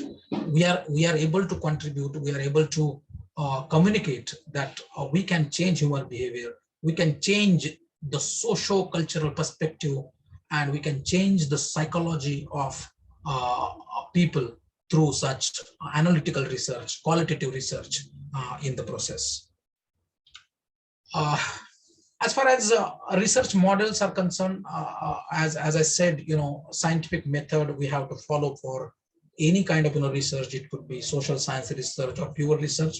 It's a very, very scientific method. It's a systematic method. We have to observe. Observation, like you should have a question. You can have a research topic or research area. You have to create hypothesis. Test with experiment, you can answer to that hypothesis. Analyze data. You should collect data to answer to the hypothesis. And once it is done, you have to report with conclusion. This is the model. Generally, it is accepted all over universities. And this is the prime, or this is the basic model you will find everywhere as far as any research process is concerned. It's not an illogical process. It's a scientific method adopted by all the researchers at UG, PG, PhD level, or postdoctorate level as well, doctoral level as well. So let us see now. When we are talking about ethics, why do we study ethics? Why ethics now? Why this topic? Okay. If you see Indian universities, because as compared to European culture, or if you are comparing India with Western countries, as far as research is concerned, Indian universities lack research ethics committees. We at university level, yes, there are people who are looking into it, but then, but at par with European culture or European universities, we are lacking somewhere. Researchers have no other option but to rely on their own common sense to eliminate and minimize various crucial ethical issues. It depends on researcher. If researcher is from a good college, or if he has seen the life, if he has grown up in cities, and or if he has got good teachers, or she has got good teachers, then definitely what happens, we are told, we are taught. But if there are no ethics committees, then researcher has to decide what is ethical and what is unethical. Therefore, the need for a common policy or common framework, both at the domestic as well as national levels, assisting Indian researchers in addressing the ethical issues is cardinal. It's very, very important. Cardinal is important. It's very, very basic. That we need to set up these ethical or ethics committees to find out whether the project is completed with all ethical parameters. If there are no committees, then what happens? For example, most of the time people complete their projects, or at PG level, students complete their projects, and they are always copy pasted, and they are always people don't read primary data also. And without reading primary data, people come to the conclusion of certain projects, and they say that it is their work and they have done it with a lot of efforts. But to find out whether it is done properly or not, we need to have ethics committees. Yes, for PhD, we have external referees, like 2 external referees. Your thesis will be sent, and they will go through your thesis, and they will write their external report of an examiner. But it happens at the PhD level. We need to have these committees at PhD level, at MPhil level.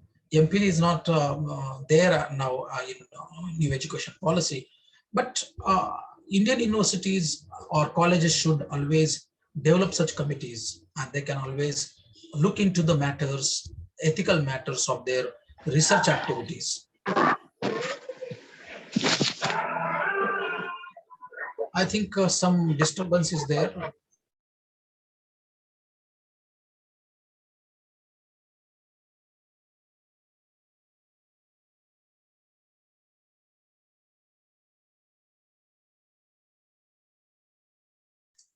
Yeah, thank you so much, sir. And as I said, Indian universities lack these committees. Why ethics are important? Because it involves the application of fundamental ethical principles for the planning, conducting, and publishing of research. Research ethics may be referred to as doing what is morally and legally right in research. Ethics are the moral principles that govern a person's behavior. It is gaining paramount importance across the research community nowadays, because if you are following unethical practices, your project will be discarded.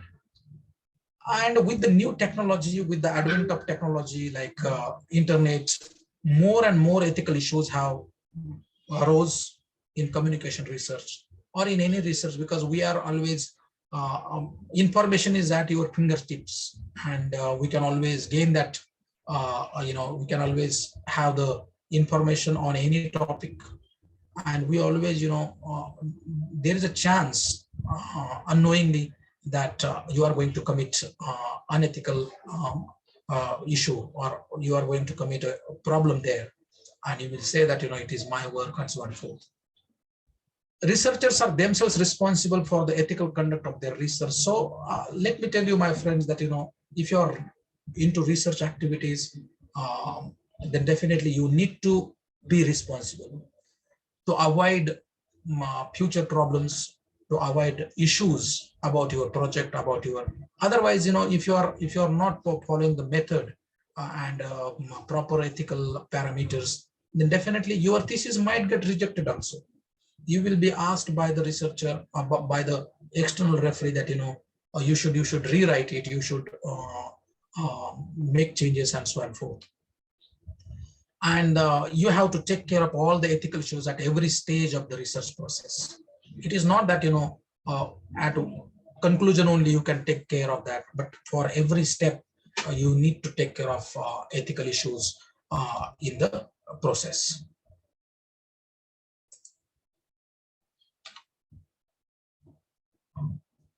And going further, that we need to involve variety of topics involving scientific research. And ethics teaches us, like it educates and monitors our high ethical standards. And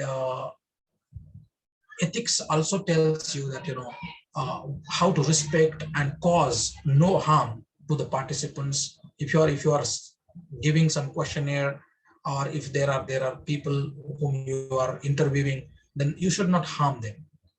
It is a sign of respect for other researchers and cause no harm to the participant. You cannot cause harm, like you cannot take their work, and you cannot say that you should have respect for other researchers who have contributed as per their level, as per their capacity. And research ethics is a professional requirement nowadays. It is not that somebody just CKT college wanted to conduct one workshop and they conducted workshop on ethics, publishing ethics, and so on and forth. So it's a professional requirement for researchers like you. If you do not develop this professionalism, then definitely you will not get funding. Funding is always provided by universities and UGC and so on and forth. If you are doing proper research. One more important aspect is that if you are failing to conduct research ethically, then results in research or researcher being dismissed or rejected by the research community. There is a research community, like all academicians and educators and universities, people like us. It is known as research community. Then definitely, if you are not following a research model, a proper research model or ethical model, then definitely your work will be dismissed. You will be rejected and you will not be read and you will not be acknowledged in the process. So that is why ethics are very, very important. Ethical dues, what is to be done during time? Maintain a precise record of all your research activities. Whatever you do, for example, you have to jot down. Sometimes, early in the morning, this is again from internet. So you should not hesitate to say that you have taken it from internet. You cannot say that, it is, I made it or I just prepared this. So it is available. And but then to generate knowledge, to impart knowledge, you can always take the help of existing knowledge. And ethical dues, maintain a precise record of all your research activities. You need to jot down different thought processes, write everything, make notes, take down notes when lectures are being conducted, sessions are being conducted. And if you are doing that, then definitely you will have a precise record with you. Report your data in most cautiously and objectively possible. Your subjective knowledge should not be there in research. Research cannot be subjective. Okay, it should be objective always, and that is why it is scientific. Okay, pure sciences are always very, very objective. And even any research, when we are conducting, even in social sciences, it should be objective opinion, objective analysis. You cannot say that I feel that is why it should be like that. You cannot say that. Okay. During your research on animals and trees, treat them with respect, care, and empathy. Okay, it's not, you cannot say that only human beings are important, even animals, every entity, every particle of this universe is important for us. If we reject, if we treat them badly, then it is going to have adverse effect on us. That is why this coronavirus, a small, we couldn't see virus through our eyes, but this has created havoc for a couple of years in our life. So we should treat everybody, all animals properly, treat them nicely, don't harm them. And if you are harming them, then it is going to react in the society in the form of corona or in the form of malaria or in the form of so many things. Respect all the intellectual property you use in the research and give them their due credit in your research for their contributions. So this is very, very essential point. Intellectual property. It could be primary data, secondary data, interviews, YouTube videos, and then it could be PPT presentations, it could be sessions, online sessions. It's an intellectual property. You will not find that, that originality, but everything is overlapping, somewhere or the other.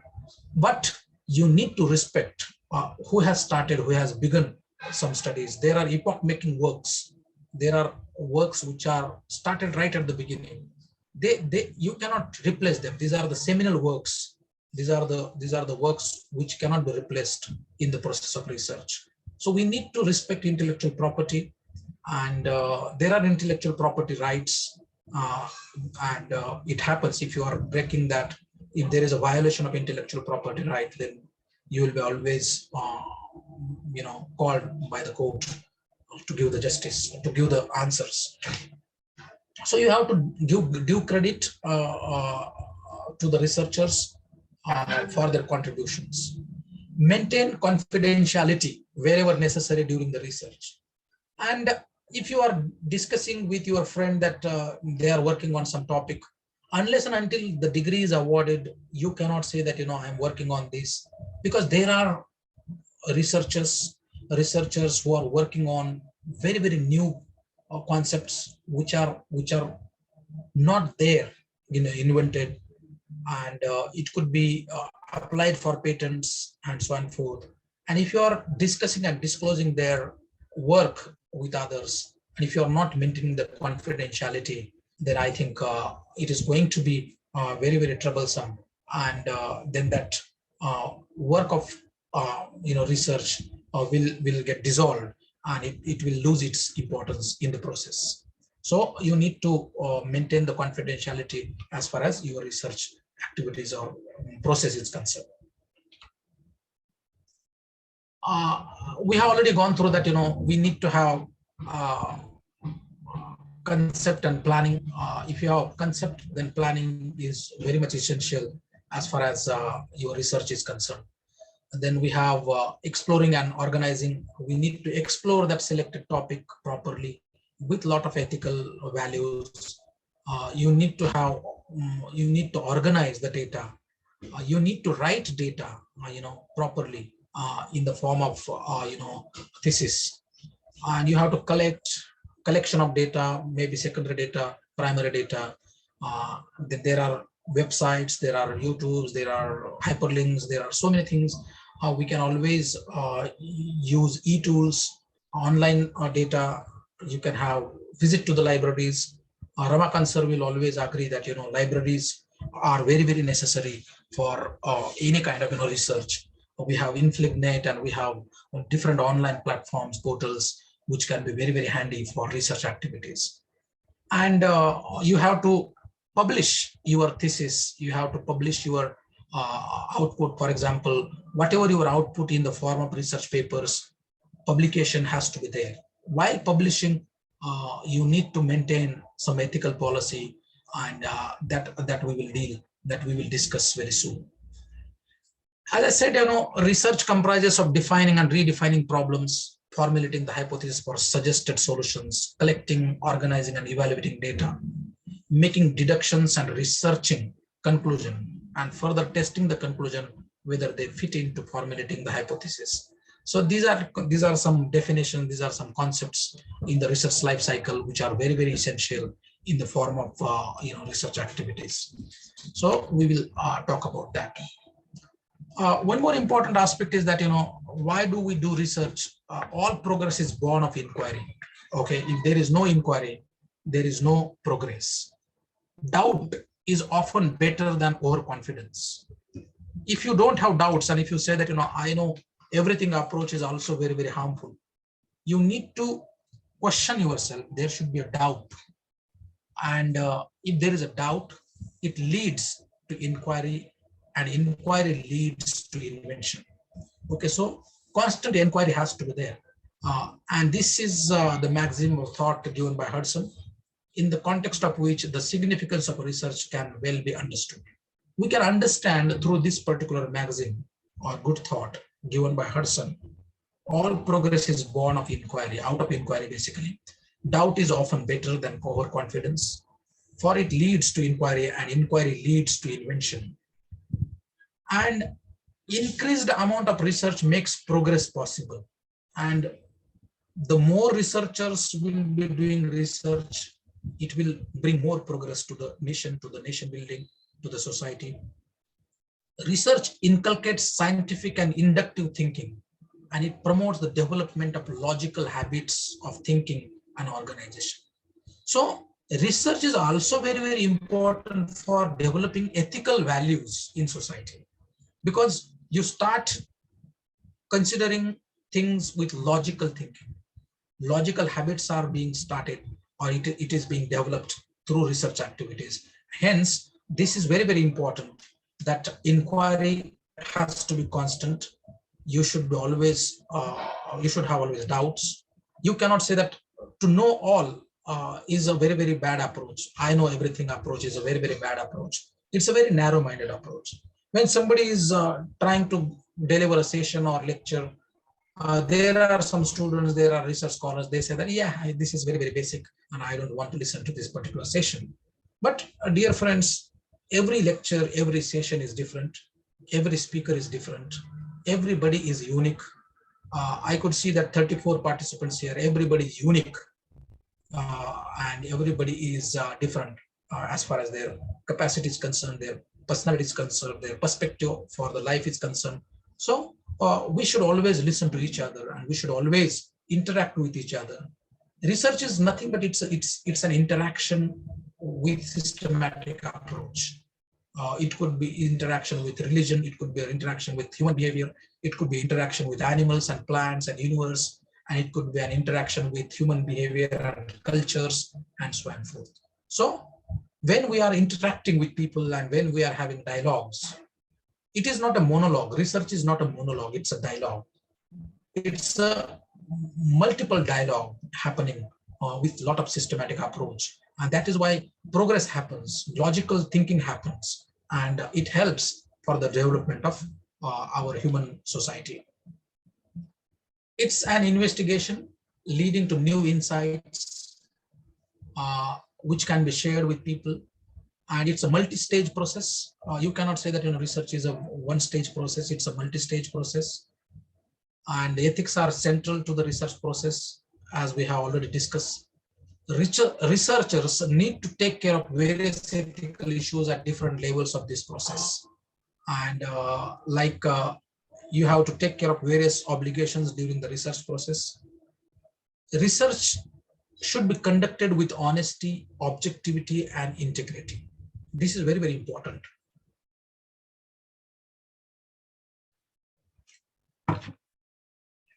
Yeah. I hope I'm making sense to all of you. I don't know how much I'm able to reach, but let us see. One more important aspect I would like to highlight here is that, as the researcher, we must seek consent from the participants for their participation. You cannot say that, without consent, you cannot do anything. If there is no consent, then it is a crime. It is unethical practice. So respect people for their consent, for their cultures, for their values, religions, economic status, and so on. And then you can do the research.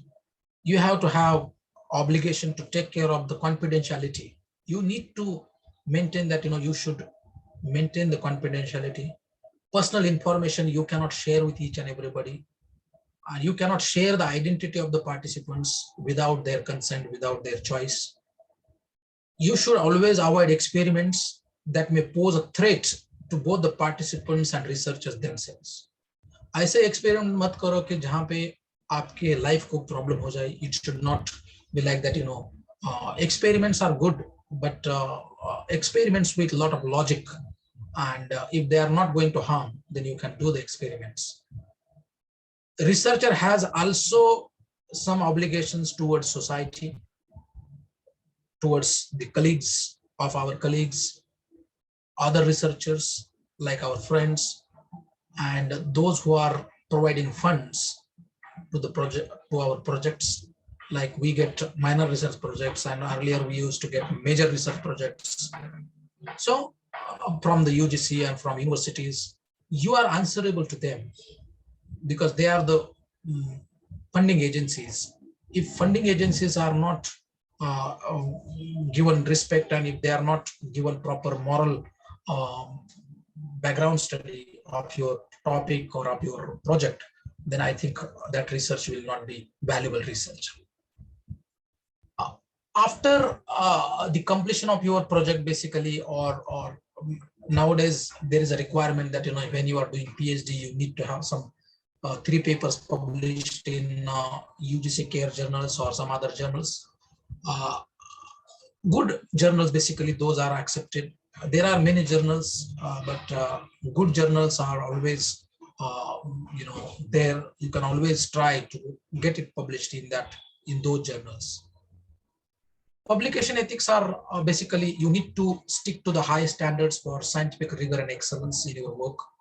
Whatever you are publishing, it could be a research paper, it could be your poem, or it could be your anything. You should try to stick to the excellence. You should be always unbiased submission. You should have unbiased submission and review of manuscripts. You can, for example, if you are the editor and if you get somebody's paper and if you are biased with that particular person's culture or religion or something like that, you should be unbiased. And you cannot say that, you should review the manuscripts of everybody's manuscripts with same parameters, regardless of source and content, including negativity or inconclusive results. Submission and publication of manuscripts in timely and appropriate manner. You need to submit your manuscript and everything properly in time. Implementation of robust procedures that detect, discourage, and rebuke ghostwriting. Like you should not say that somebody's writing is your writing, ghostwriting, plagiarism, publication bias, and other unethical publication practices you should not follow. Adoption of standard practices that require full disclosure of author contributions, financial and editorial support, and actual and potential conflicts of interest to their readership. So whatever is there as far as which are going to create a problem, you need to avoid those problems and those issues. Establishment of clear policies and guidelines governing the conduct of publication professionals, including but not limited to requiring full disclosure of potential conflicts of interest, ensuring that the commercial needs and interests do not influence the scientific rigor of the publication review process. For example, nowadays journals are accepting papers and everybody's paper is published, irrespective of their review and so on and forth, because now they have become commercial. And that is why UGC come up with UGC care listed journals and so on and forth. There are Scopus journals. Scopus journals are nowadays, they are also started publishing papers of people, just they are taking money. They are asking some subscription, very heavy subscription. People are paying it, people are giving it. Those who are rich, they are giving it and they are getting it published. And somebody is writing papers for them. Okay. It could be, if you are not able to write proper paper, maybe your language is proper, is not very flowery language or something like that. You should not get irritated by that. But giving a lot of subscription and getting it, from somebody else's pen, then I think that is not a very, very ethical practice. But yes, there are people, there are researchers, there are some people, because of commerciality, commercial needs and requirement, people do that, which is unethical as far as publication ethics are concerned. Ethics are some philosophical objectives behind any research include basically it protects human participation, their dignity, rights, and welfare. When we follow ethics, we are following the dignity, rights, and welfare of the people, because human participation is always there in any research. Research is directed in a manner that assists the welfare of persons, groups, or civilization as a whole. And these ethics, basically, they inspect or they assess particular research events and schemes for their ethical reliability, considering issues such as controlling risks, protection of privacy, and the progression of informed consent. It also helps to find out hidden and undiscovered truth of nature, society, ethics, to explain unexplored horizon of knowledge. That is very, very philosophical thing. And it also helps to study and describe accurately the characteristics of situations, problems, phenomena, services, groups, or individuals. It also helps to understand the different phenomena and develop new perceptions about it, about the research. It also proposes or to propose and test certain hypotheses to provide causal relationship between certain variables. So these are some philosophical objectives behind any research. When we are applying ethics, it guard or it protects human participation with their dignity, rights, and welfare. It also helps to explore unexplored knowledge, and it widens the horizon. And it also finds undiscovered truth of the society. There are two types of ethics, like descriptive ethics and prescriptive ethics. Descriptive ethics kya karta hai, what it does, descriptive ethics which asks what the culture or society believe is morally correct, whereas prescriptive, how should I behave as a researcher, what character traits should I cultivate. So your perspective, okay, it is prescriptive, prescription, okay, what should I do to get recover from my illness. So prescription is always given by the doctors. Descriptive ethics, they are deeply rooted in culture. You cannot break them. Society, culture believes what is morally correct or good, and you have to maintain the balance between these two to become the good researcher. Basic principles of research ethics, like you should be honest, your research should be objective, it should have integrity, you should be doing everything very carefully, carefulness, you should be openness. And if there is no open door policy, if there is no openness, then you will not able to widen your horizon.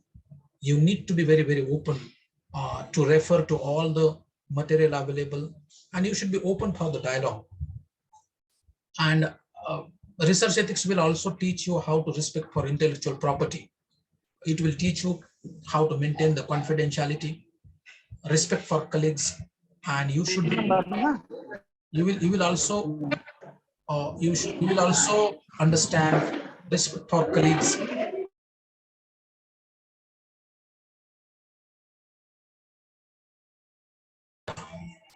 Thank you very much. Somebody was busy. Am I audible, sir?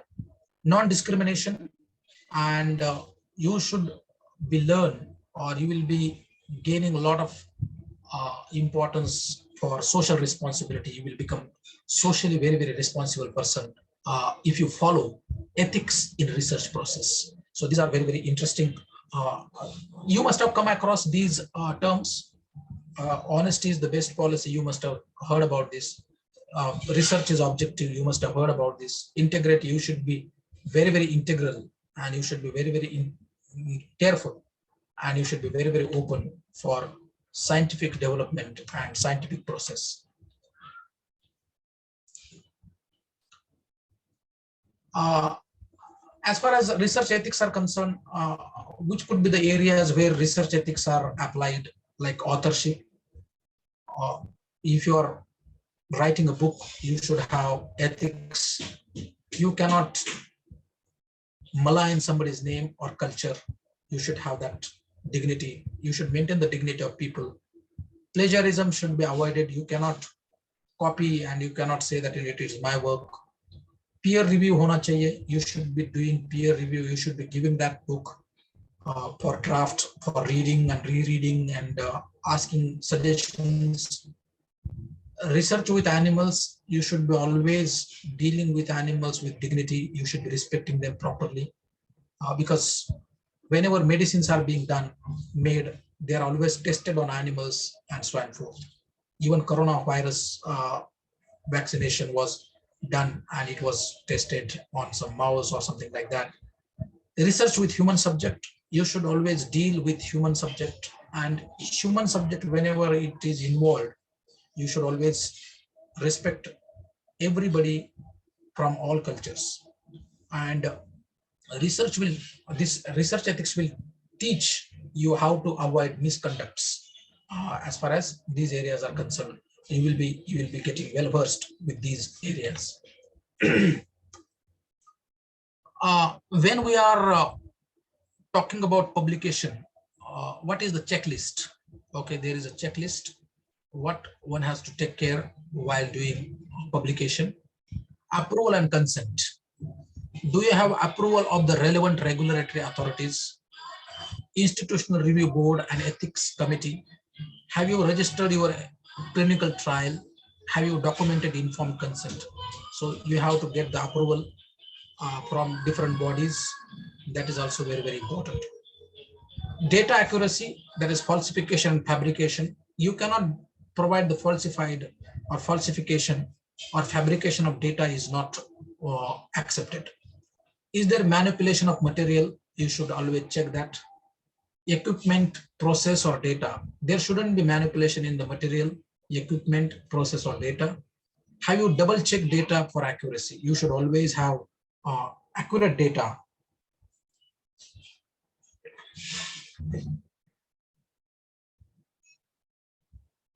And you should always question yourself, is the data collected by us is not fake data or so and forth. Then plagiarism and self-plagiarism. Like, have you used your own prior work or copied others' work? There is nothing like, self-plagiarism is also there. For example, if you have published one paper in 2020 and same paper is being just copy pasted and title is being changed and given it to some other journal after 2-3 years, that is also self-plagiarism. So plagiarism is not that, stealing somebody's data from others, but or stealing data from others, but from self also we can do the plagiarism, but that is not correct practice. That is unethical. So you should always question that, have you used your own prior work or copied others' work? If so, have you cited these correctly? Do you have written permission for reproduced material, figures or tables? And whenever you are using diagrams or materials or some reproduction system is there, like copiers and Xerox and everything. So you need to take permission from people who have done it for first, or initially those who have completed that work. You should be taking their permission in writing, and you should be mentioning everything in the references, in bibliography and so on and forth. Submission fraud. Have you published the entire work or part of it? Okay. So some people always do that, they submit one part of their paper or research to some journal and remaining part to some other journal. So that is also fraud, Have you excessively cited your own publications? And these are also very, very important questions you need to answer. Ethics of authorship. Have you included all the authors in a specific pre-agreed order? Do you have an agreement with co-authors? If there are co-authors, then what is their role? What is their contribution? Are the co-authors aware of the contents of the publication? Co-authors, for the namesake, people always, there are papers written by 2-3, contributors, and only one principal writer, principal author is doing the entire work, and others are just giving their name, and they are just contributing as far as finances are concerned. But they should also know what is the content written in the paper. Are the co-authors aware of the contents of the publication? It has to be answered. Have they had access to and hold themselves responsible for the data and its interpretation? Is there any ghost authors or guest authors? Okay, so that has to be taken into consideration. Conflict of interest. Have you declared relevant interest and relationship that could be seen as influencing your findings, whether financial or scientific? So conflict of interest is always there. Maybe it could be financial interest or so and forth. So you need to take into consideration all these publication ethics. This is the checklist, and you should always take into consideration, and you should answer to these questions if you really want to avoid unethical practices when you are publishing, when you are presenting your thesis or your research in the form of research papers or in the form of books. You should always take into consideration these important points. And as I said, every research requires planning and execution. Adhering to the highest standards of applicable laws, we should follow the law of the land. Accepted publication guidelines you need to take into consideration. ethical guidelines on role associated with responsibilities, authorship, and content. You should always follow these laws, these regulations. There are regulatory bodies like UGC and HRDC and so on forth, universities. And as per new education policy, now there are many changes with the new implementation of new education policy from the next academic year. You should always read new education policy, what is it's all about, how the research work will be changed, how it is like that. And we should be always abreast with the latest technology, latest knowledge, latest education policies. You should read the draft. Since you are the researchers, you should know new education policy and its implications as a researcher. You should always ensure the timely reporting and publication of all study results regardless of outcome. So you should be always doing your research in time. For example, if you could complete your PhD in 22 months or 32 months, you cannot say that, I will re-register or I will take extension or I will do this and that. You cannot do that. Timely reporting is very, very important in any, if you are submitting first chapter or second chapter, and if the PhD supervisor has given you time, month of June, and if you are going in month of December, then I think that is not a good sign of the researcher. You should ensure accuracy, completeness, and lack of bias in publications. That is also very, very important. Providing clinical trial registry numbers for studies involving human subjects. So that is also very, very interesting. You should avoid plagiarism, duplication, and any other unethical practices if you want to become a good researcher in this academia or in this academic field. Ethical principles of research, as I said, it is again overlapping. It is repetitive again. It is self-explanatory. You can just have a look at it. It is also from internet, so it is not we have also read it, but then this diagram is taken from internet. I am not saying that it is my diagram, and you should not hesitate to acknowledge, as I said again, this is what ethical practice. You cannot say that I made it, I took a lot of efforts, and I have. When you are when information is available, you should always use it. Only thing is that you should acknowledge it, from where you have taken it, from which sources you have taken it. And I am not claiming that it is my data, it is my figure, it is the figure taken from some website. So that is also very, very important. But our purpose is done because we know what are the ethical principles in research. It should be non-maleficence, beneficence, autonomy, privacy, and so on and forth. So you can, it's a self-explanatory image. You can read and you can understand how it is applicable to your research work. Honesty, as far as honesty is concerned, you know that you should be honest with the beneficiaries and respondents. Those who are responding to your questionnaire, you should be honest. You should be honest with your findings and methodology, which is adopted or which is applied by you. And you should be honest with other direct and indirect stakeholders in the research process. Integrity kya hai? Integrity is nothing but ensuring honesty and sincerity, fulfilling agreements and promises. Do not create false expectations or make false promises. So that is integrity. Objectivity, avoiding biases or some bias in experimental design, data analysis, data interpretation, peer reviewing, and other aspects of research. You should be always objective. Informed consent, you should always consent. You should be taking consent from persons knowingly, voluntarily, and intelligently gives consent to participate in research. Sometimes people voluntarily give their consent. Some people read your draft and they give their consent. Intelligently, people give consent.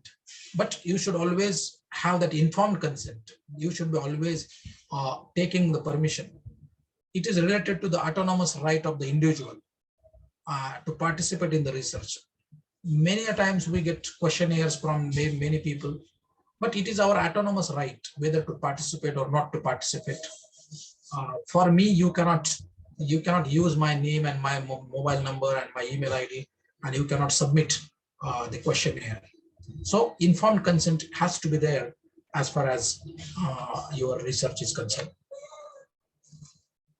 It also shows your respect for persons and respondents, that is autonomy, which requires that those who are capable of deliberation about their personal goals should be treated with respect for their capacity, and so on. Beneficence, maximize the benefits of the participants. The ethical obligation is to maximize possible benefits and minimize possible harms to the respondents. So possible benefits, you should always think that, possible benefits, maximum benefits should be there, and minimum harms should be there. Non-maleficence, protecting the subject. Do not harm, minimize harm or risk to humans, ensure privacy, autonomy, and dignity in the time of doing any research in social sciences, in pure sciences, and so on and forth. Then responsible publication, you should always promote publication as far as whatever knowledge, whatever research you have uptaken, but no duplication or no duplicate publication should be there.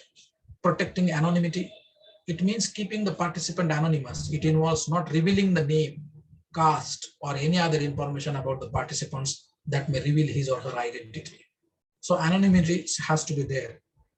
And confidentiality, protecting confidential information about personal records, which includes introduction and objective of the research, purpose of the discussion, procedure of the research, advantages, use of research, their role in research, right to refuse or withdrawal, methods that will be used to protect the anonymity and confidentiality of the participant, freedom to not answer any question, that is also confidentiality. Who to contact if the participant needs additional information about the research. So these are few ethical guidelines which can be used by the researchers in every step of their research process. You should be non-discriminatory. You should not have discriminations about the age of the participant, sex, race, gender, ethnicity, religion, culture, caste. You should be treating everybody with equal equality. You should be open to share your results, data, and other resources once it is completed. Okay, it should not be that once it is done, it is the property of the university. If the project is completed, it is the public property. It should be in the public domain. And nowadays, universities are also asking for soft copies. They are also uploading that into their website. And you should always paraphrase it, like you should intellectual property, like if you are referring to somebody's article, then you should be always paraphrasing, writing in your own words, but don't copy as it is. You can always paraphrase while referring others' articles and writings. Never plagiarize. And as far as justice is concerned, the obligation to distribute benefits and burdens fairly, to treat equals equally, and to give reasons for differential treatment based on widely accepted criteria for just ways to distribute benefits and burdens. If there are burdens, burdens should always be distributed equally. If there are benefits, benefits are also distributed equally as far as any research activity is concerned. Let me have a glass of water.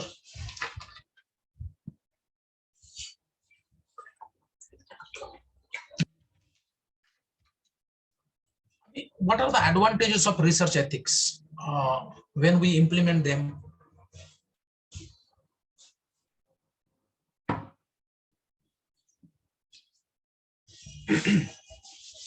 When we are implementing advantages of research ethics, what are the advantages? Research ethics promote the aim of the research, basically. It encourages trust among the researcher and the respondent. It is important to adhere to ethical principles in order to protect the dignity, rights, and welfare of research participants. Researchers can be held accountable and answerable for their actions. That is why this is one of the advantages. Ethics promotes social and moral values in the research process. It promotes the ambitions of research, such as understanding, veracity, and dodging of error. Ethical standards uphold the values that are vital to cooperative work, such as belief, answerability, mutual respect, and impartiality.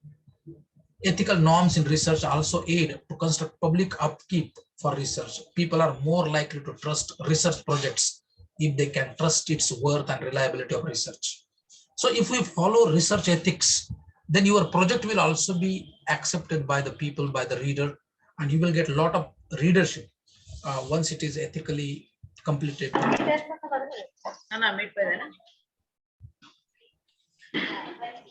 Yes, limitations of research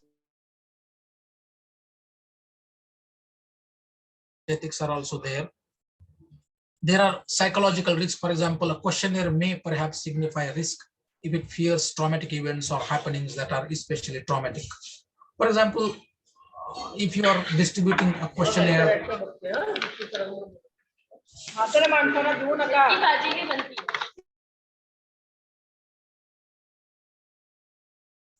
okay, I think, and then there are few limitations like social, legal, and economic risk.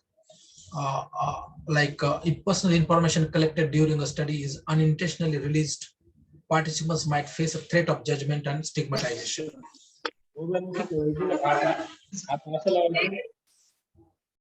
Then we have certain tribal or inhabitant groups may possibly suffer from discrimination or stigmatization. Burdens because of research. Typically, if associates of those groups are recognized as having a greater than usual risk of devouring of specific disease. The research may perhaps have an influence on the prevailing health system. For example, human and financial capital dedicated to research may distract attention from other demanding healthcare necessities in the community. So there are advantages and limitations there are always two sides of same coin. So that is also one important aspect. Yeah. How can we ensure ethics at different steps of research? We have to follow, collect the facts and talk over intellectual belongings openly, outline the ethical matters, detect the affected parties, ascertain the forfeits, recognize the responsibilities like principles, right, justice, contemplate your responsibility and responsibilities, basically personality and truthfulness, deliberate innovatively about possible actions, respect privacy and confidentiality, resolve the appropriate ethical action, and be willing to deal with divergent point of views as far as these ethics are concerned. So I have just done with this PPT. Now let me tell you very important aspect also. If I am allowed to speak for a few more minutes. Yes. Yes, sir. You can continue. Yes, sir. Thank you so much. As I said, the major objective of research are to find out hidden and undiscovered truth of the nature of society. There are various objectives behind undertaking research by an individual, as well as various organizations and universities. We do take research projects. Some philosophical objectives behind any research include to propose and test certain problems, provide causal relationship between certain variables, to discover and establish the existence of relationship, association, and independence between two or more aspects of particular situation or phenomena, to understand different phenomena and develop new perceptions about it, to explain unexplored horizon of knowledge. That is also very important. As long as process is concerned, the main driving factor of research is motivation and passion. This is very important for the researchers. What is the driving force or factor? That is the motivation and passion. For some researchers and postgraduate students, the main objective behind the research remains to earn a degree. For organizations including defense and research laboratories, research is an important aspect for the nation and sustainability. To the philosophers and thinkers, research means the outlet for new ideas, and insights. Whereas to the intellectual people, research can be the development of new styles and creative work. Research is a random walk, but the scholars need to systematically continue towards the destination. Failure is an inevitable step in the process, in the research phase, but may be a pillar of success. If you don't fail, you cannot get success in research process. Creativity, good written and verbal communication skills, and in-depth knowledge of the subject are essential for successful completion of research work. A researcher should have sound fundamental knowledge of the domain to be undertaken. It could be psychology, philosophy, literature, sociology, chemistry, biotech, and so on and forth. A questioning attitude is one of the important factors. Anything and everything are questionable under the sun. This questioning attitude of the scholar is the essence of the research and invention. Practical intelligence is the ability to adopt day-to-day requirements while persistent, tenacious, uncompromising, and stubborn are some of the characteristics of creative people.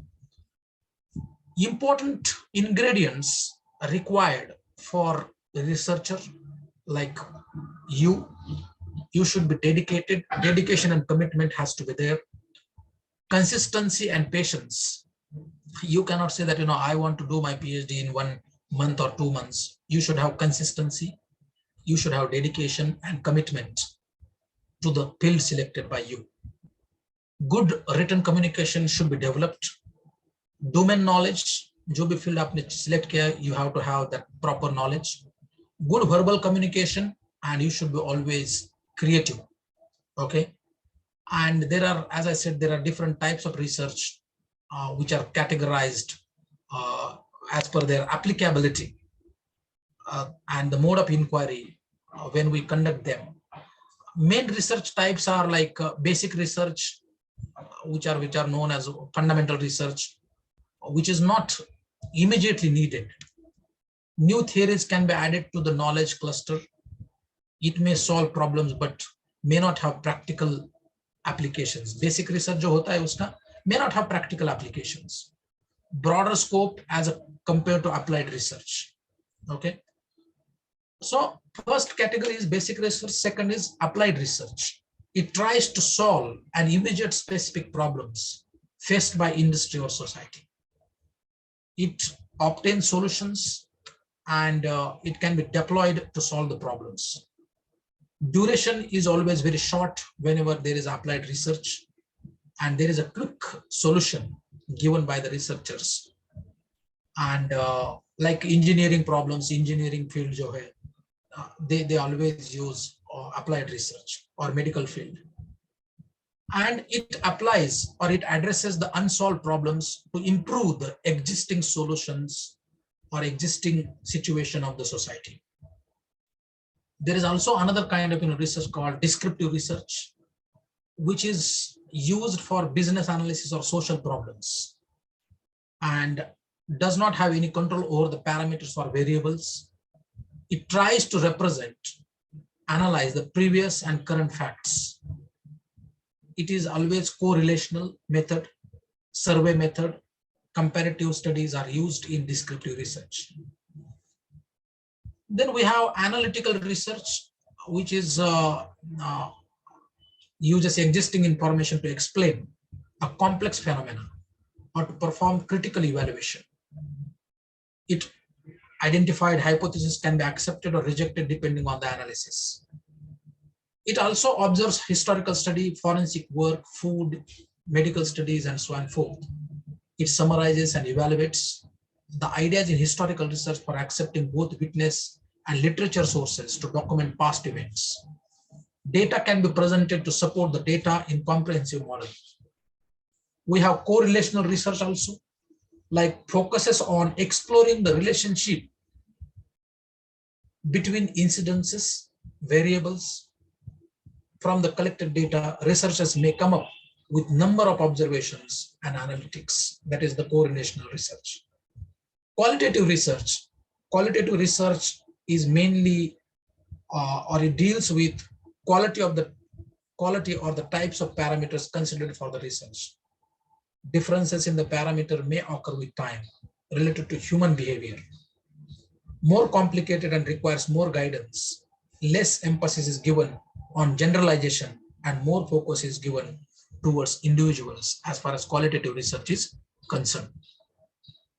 Focuses more, or this kind of qualitative research is it focus of the work is find results with respect to qualitative measures. Quantitative research, it involves measurements for quantities of characters that can be used as features for the research study. Statistical quantities that can be measured are involved. Then there is also experimental research. As you all know that there are experiments and experiments for better situation, betterment of the society. Explanatory research is also one of the research, like it answers the question why, that is explanation. And you should also know why there is explanatory research. There is exploratory research, explores the areas that have required attention, okay, or it checks the possibility of research in the particular domain or area, that is exploration. And depending on outcome of study, domain is further explored, or area is further explored, or the topic is further explored as far as these researchers are concerned. As the researcher, you need to have, people always say that, well begun is half done. But, you should always need to take into consideration following points, basically, like you should be planning efficiently for research activity, formulate tentative research problem, execute it meticulously. Execution of your problem, your data is very, very meticulous. Publish it for outside world. Follow research process to get optimized research outcomes as far as your area is concerned. You should have proper literature survey, that is how many, what is there, how it is done, discussions on different topics, how it is designed, what are the techniques adopted, which are the theories applied for the area. So these are some important parameters. The researchers must be aware of plagiarism issue. This is very, very important. They must be aware about plagiarism issue, copyright issues, procedures, and penalties. Okay, there are always penalties. But if you do not know, if you're not aware, and the basic objective of this workshop is to make aware the researchers about these problems. Plagiarism is to literally steal the work of another person, presenting it as original research without proper citation comes under professional misconduct, and it comes under professional misconduct. There are different agencies including Turnitin, Urkund, PlaxScan, etc. to verify the copied content in written document with its source. After completion of writing, plagiarism check of the written document by an authorized agency must be done, or on your own you can do it. Research, basically, research includes scientific, curious, and inductive thinking of any objective subject. Being an important component of the development of nation and individual, research has special significance in deciding government policies, in economics, in literature, in sociology, in science. It helps to solve various operational problems of business and industry. You also help, as a researcher, you also help to find answers to various problems to the government. Research, proper research done with ethics opens different avenues in particular domain for the betterment of mankind and the world. Research activity develops critical thinking about the problem, systematic examination, developing and testing new theories, and draw important meaningful conclusions. At a glance, during research process, research should monitor different stages, like where do you start? area of interest should be decided. You should be deciding area of interest. Check out why this area is of interest, of your interest. Discuss your idea with local R&D staff, that is research and development staff. You should always meet them. And second stage is that, you should be using existing resources and texts, reviews, literature review, and you should always be ready for the performance. You should be always writing everything. A good research clearly defines the methodologies used. Should be replicable, should be time bound. It should be very, very time bound and realistic. Good research followed with ethics should have systematically chosen methodologies and data sets to prove the proposed hypothesis. Validity and reliability of data should be checked, and researchers should consider an adequate amount of data. And basically, if you want to do research with ethics, then research purpose should be clearly defined. Procedure for the research should be detailed. Research work should be carefully planned to get the result in the specific manner. The report should be created by researchers stating that what was the procedure adopted for completing the work, which should also include errors in their findings. Conclusion should be confident to those justified by the data of research. The entire research work should either form foundation for further advancement in the domain to draw some concrete conclusions. It should be beneficial from the social, commercial, or educational point of view. Your research should be beneficial for social, commercial, educational point of view. Good research is always systematic and logical. You should always remember that. The report should be well written. It should be published through refereed journals and so on and forth. So these are some important aspects as far as research is concerned. And when it comes to ethics and research, how they are interlinked, interconnected. As I said, ethics are moral principles that govern person's behavior.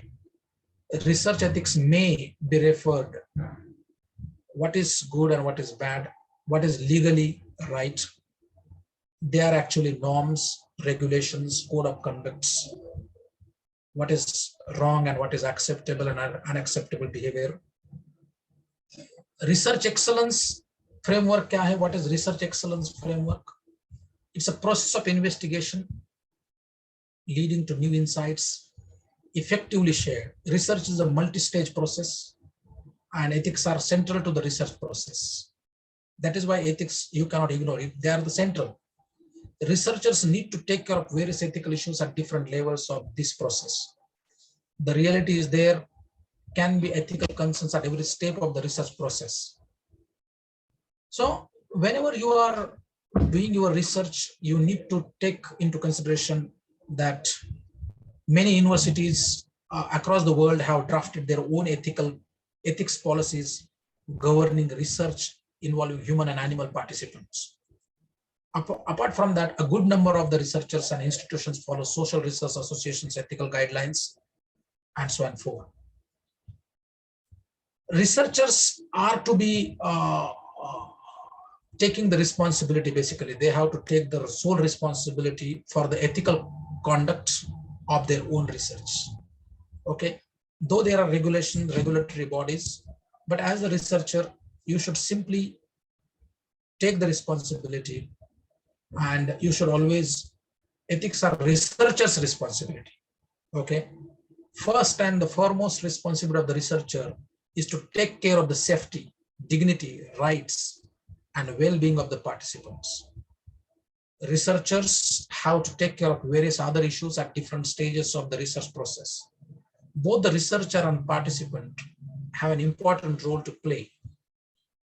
One's rights are others' obligations. Researchers have to take care of the participants' rights and must consider their research from participants' perspective. So these are some important points I wanted to make. One more before we could end this session, I would like to say that, avoid fabrication and falsification and misrepresentation of data or results. Don't indulge in the manipulation of images or videos or other forms of illustrated works. The researcher should report the data honestly. Misconduct is a sin. So if you are doing research misconduct, or if you are manipulating with images and videos and other illustrated works, then definitely it is a misconduct. You should always, the author or the researcher should retain the raw data as they may be asked for the data at the time of editorial review. The researcher should also unveil her personal or financial interest and must avoid bias. And you should always avoid launch of personal attacks against any individual or cultures. And you should maintain the confidentiality. You should avoid negligence, be open for criticism. Both humans and animals must be handled carefully. That is also ethical part.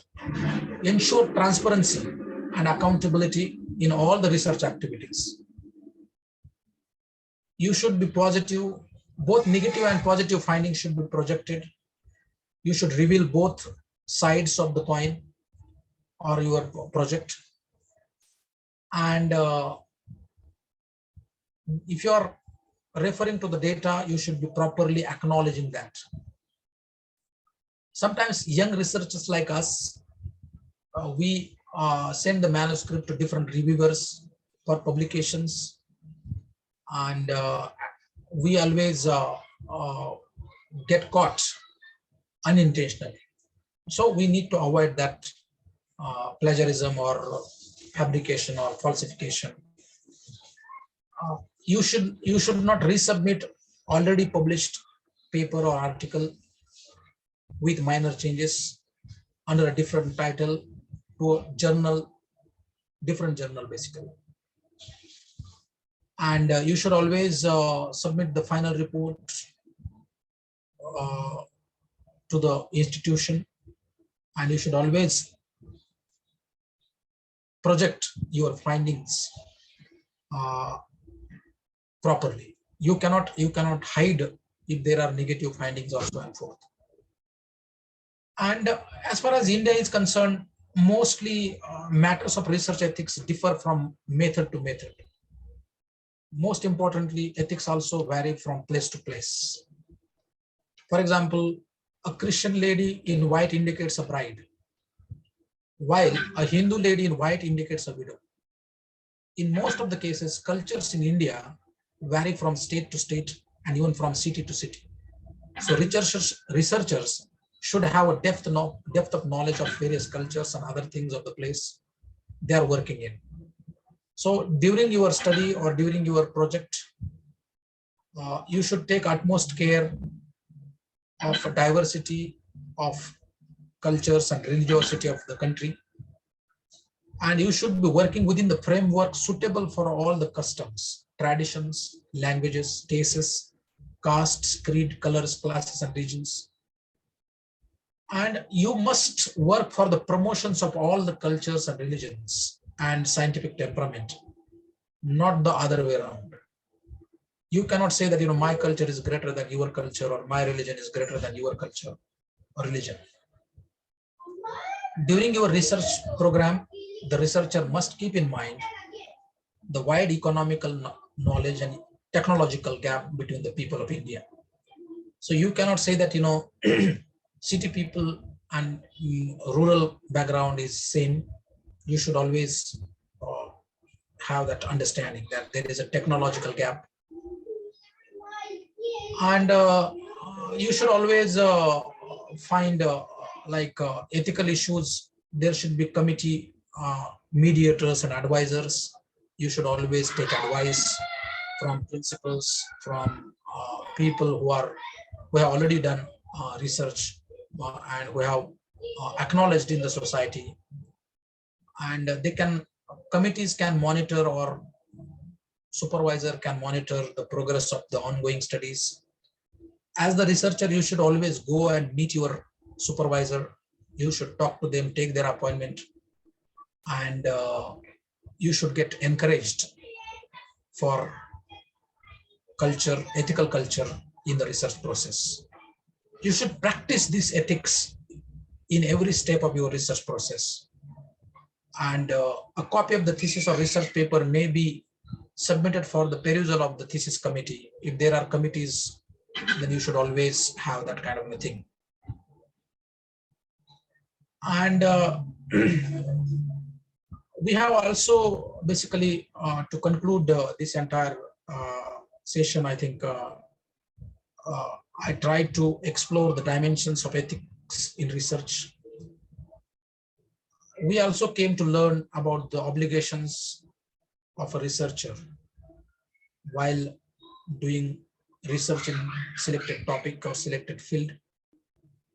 It could be society, or it could be human beings, or it could be animals, or it could be medicine.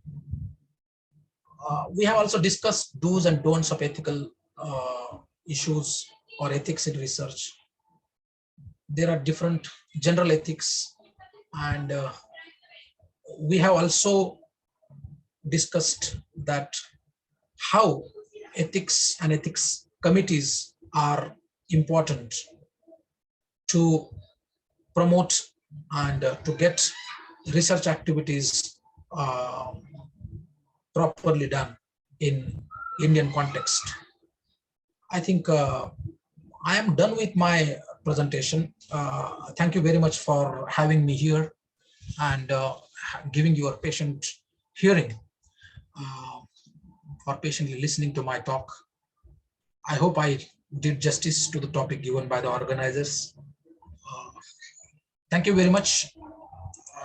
Now it is over to sir. Thank you, sir. Thank you so much for your wonderful session. Now, before going for the vote of thanks, I would like to ask the participant if there is any question from your side, you can ask to the sir. Participant, you can ask the question if you have any doubt. Sir, can we get the recording of Yes, both the sessions? Sure. Sure. Thank you, sir. Thank you. I hope Ramakant sir, I did the justice for the session. Yes, sir. Yes, sir. Yes, sir. It was very long, and Yes. thank you all of you. Yes, sir. It was very nice session, sir. Thank you so much, sir. Thank you. Sir, I would like to ask you one question. Yes, sir. Though participant doesn't have the question. So being a coordinator, I also have some doubt regarding this. If I wish to publish the paper, quality paper, by concerning this point that you have mentioned in your PPT, how much time it will take to publish one single paper? Sir, it depends on how much time do you devote. Right. If you are devoting 10 hours every day or 5 hours every day, so it depends on your topic again, sir. If it requires questionnaire, survey, then it takes a lot of time. But when it comes to qualitative analysis of literary text, for example, if I want to read one novel of 200 pages, I can take 8 days. Hardly 8 days are required if you really want to understand what is there in the novel. And if I want to apply some post-colonial theory or gender theory or some green studies, eco-criticism. Nowadays, eco-criticism is very much there because we have understand that, if we ignore ecology, then nature will react to us, and then there would be deadly diseases and deadly things will come to us, and they will be there in the society. So if I want to apply that theoretical background, then I will have to read those seminal books which are available on that particular theory which is being applied to that text. And even literary survey has to be done, because what happens, we feel that we are the first one who are doing that particular kind of work. But there are people who have already done some way or the other work on that particular chosen field. So Yes, we yes. need to take into consideration that literary survey also. And then I cannot say that, how much time. It depends on how much, quality you want to bring in that paper. But 3 to 4 months are enough for writing one paper, I think, sir. Yes. Okay, sir. Okay, People sir. from science, they take 1 year, 6 months, more than 1 year. Right. I have a friend who is working on, who is a professor of botany, who works on mushroom. He has discovered a new kind of mushroom in Matheran forest. Okay. So he is writing a paper since 1 year. He has published 2 papers in Elsewhere and other journals. But if you want to publish in Indian journals, then hardly 3 months. Okay. If there is a quality to be maintained. Okay, no problem. So thanks once again from Security College, and for propose the vote of thanks, we have the senior most research scholar. He is more than 70-year-old from Department of Hindi. Ashok Kumar sir, I request you to propose the vote of thanks. Yes, sir. Namaskar, sir. Namaskar, namaskar, sir. Namaskar. Sir, it's a great pleasure and honor to me to propose a vote of thanks to you, sir. I would like to thank our distinguished speaker, Dr. Kailash Aute Sirji, for making excellent presentation and this session interesting and meaningful. Sir, with your vast knowledge of the subject, you have clarified many points very well by going deep into the subject. Sir, I thank you once again. I would like to thank our principal of CKT College, Dr. S.K. Patel, sir, for organizing workshop on such unique and important subject. I thank from the bottom of my heart to Shri R.A. Navghare Sirji for conducting the sessions in a well-managed manner, sir. Thank you all very much, sir. Thank you. Thank you. Thank you so much, sir. Thank you very much for your nice words and acknowledging my presence here. Thank you, sir. Thank you. Thank you, Kailash sir. Okay, sir. Thank you, sir. Thank you. So I request all the participants, please fill the feedback form and attendance link as soon as possible, because on daily basis we have to fill the feedback form and attendance form. Okay. Last session only few participants have filled the feedback and attendance. So last and this session also you have, all of you have filled the form, feedback and attendance too. Okay. Unless and until fill the feedback and attendance, we can't give you the certificate. It is mandatory to one and all. Okay. So tomorrow, just a moment. Sir, we will get the attendance and this in our email link, or it is in the chat link only? What? Sir, feedback form and attendance link will be in the email, or it is in the chat box only? We have to. It is in the chat box only. I have shared in the WhatsApp group also. Okay, WhatsApp group also. Thank you, Yes, thank you, yes. sir. What is the name of WhatsApp group, sir? You just text me hi. I will say add you. Okay, okay, sir. I will share you the link. Okay, sir. Thank you, thank you. So tomorrow, that is the second day of our workshop from that is 26 April, and tomorrow we will start the session by 11 a.m. only, 11 to 1 session. Then we will have second session from 2 to 3. Okay, 11 to 1 hour break is there, lunch break 1 to 2.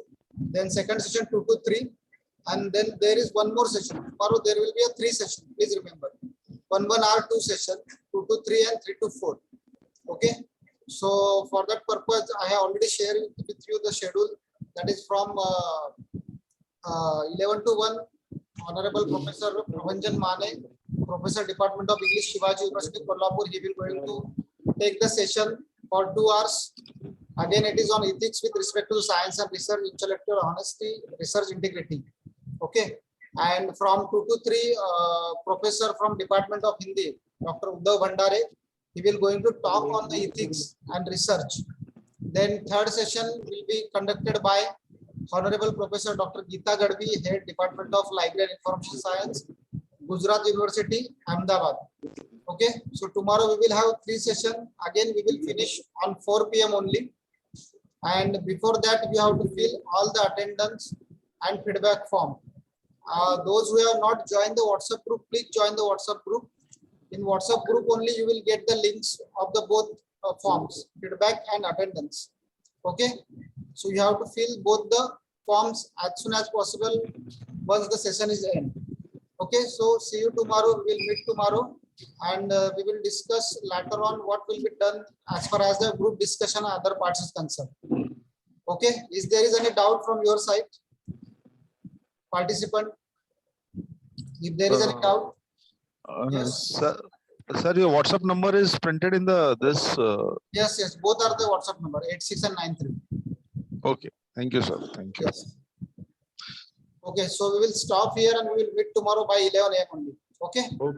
Thank you, all of you. Thank you, sir. Yes.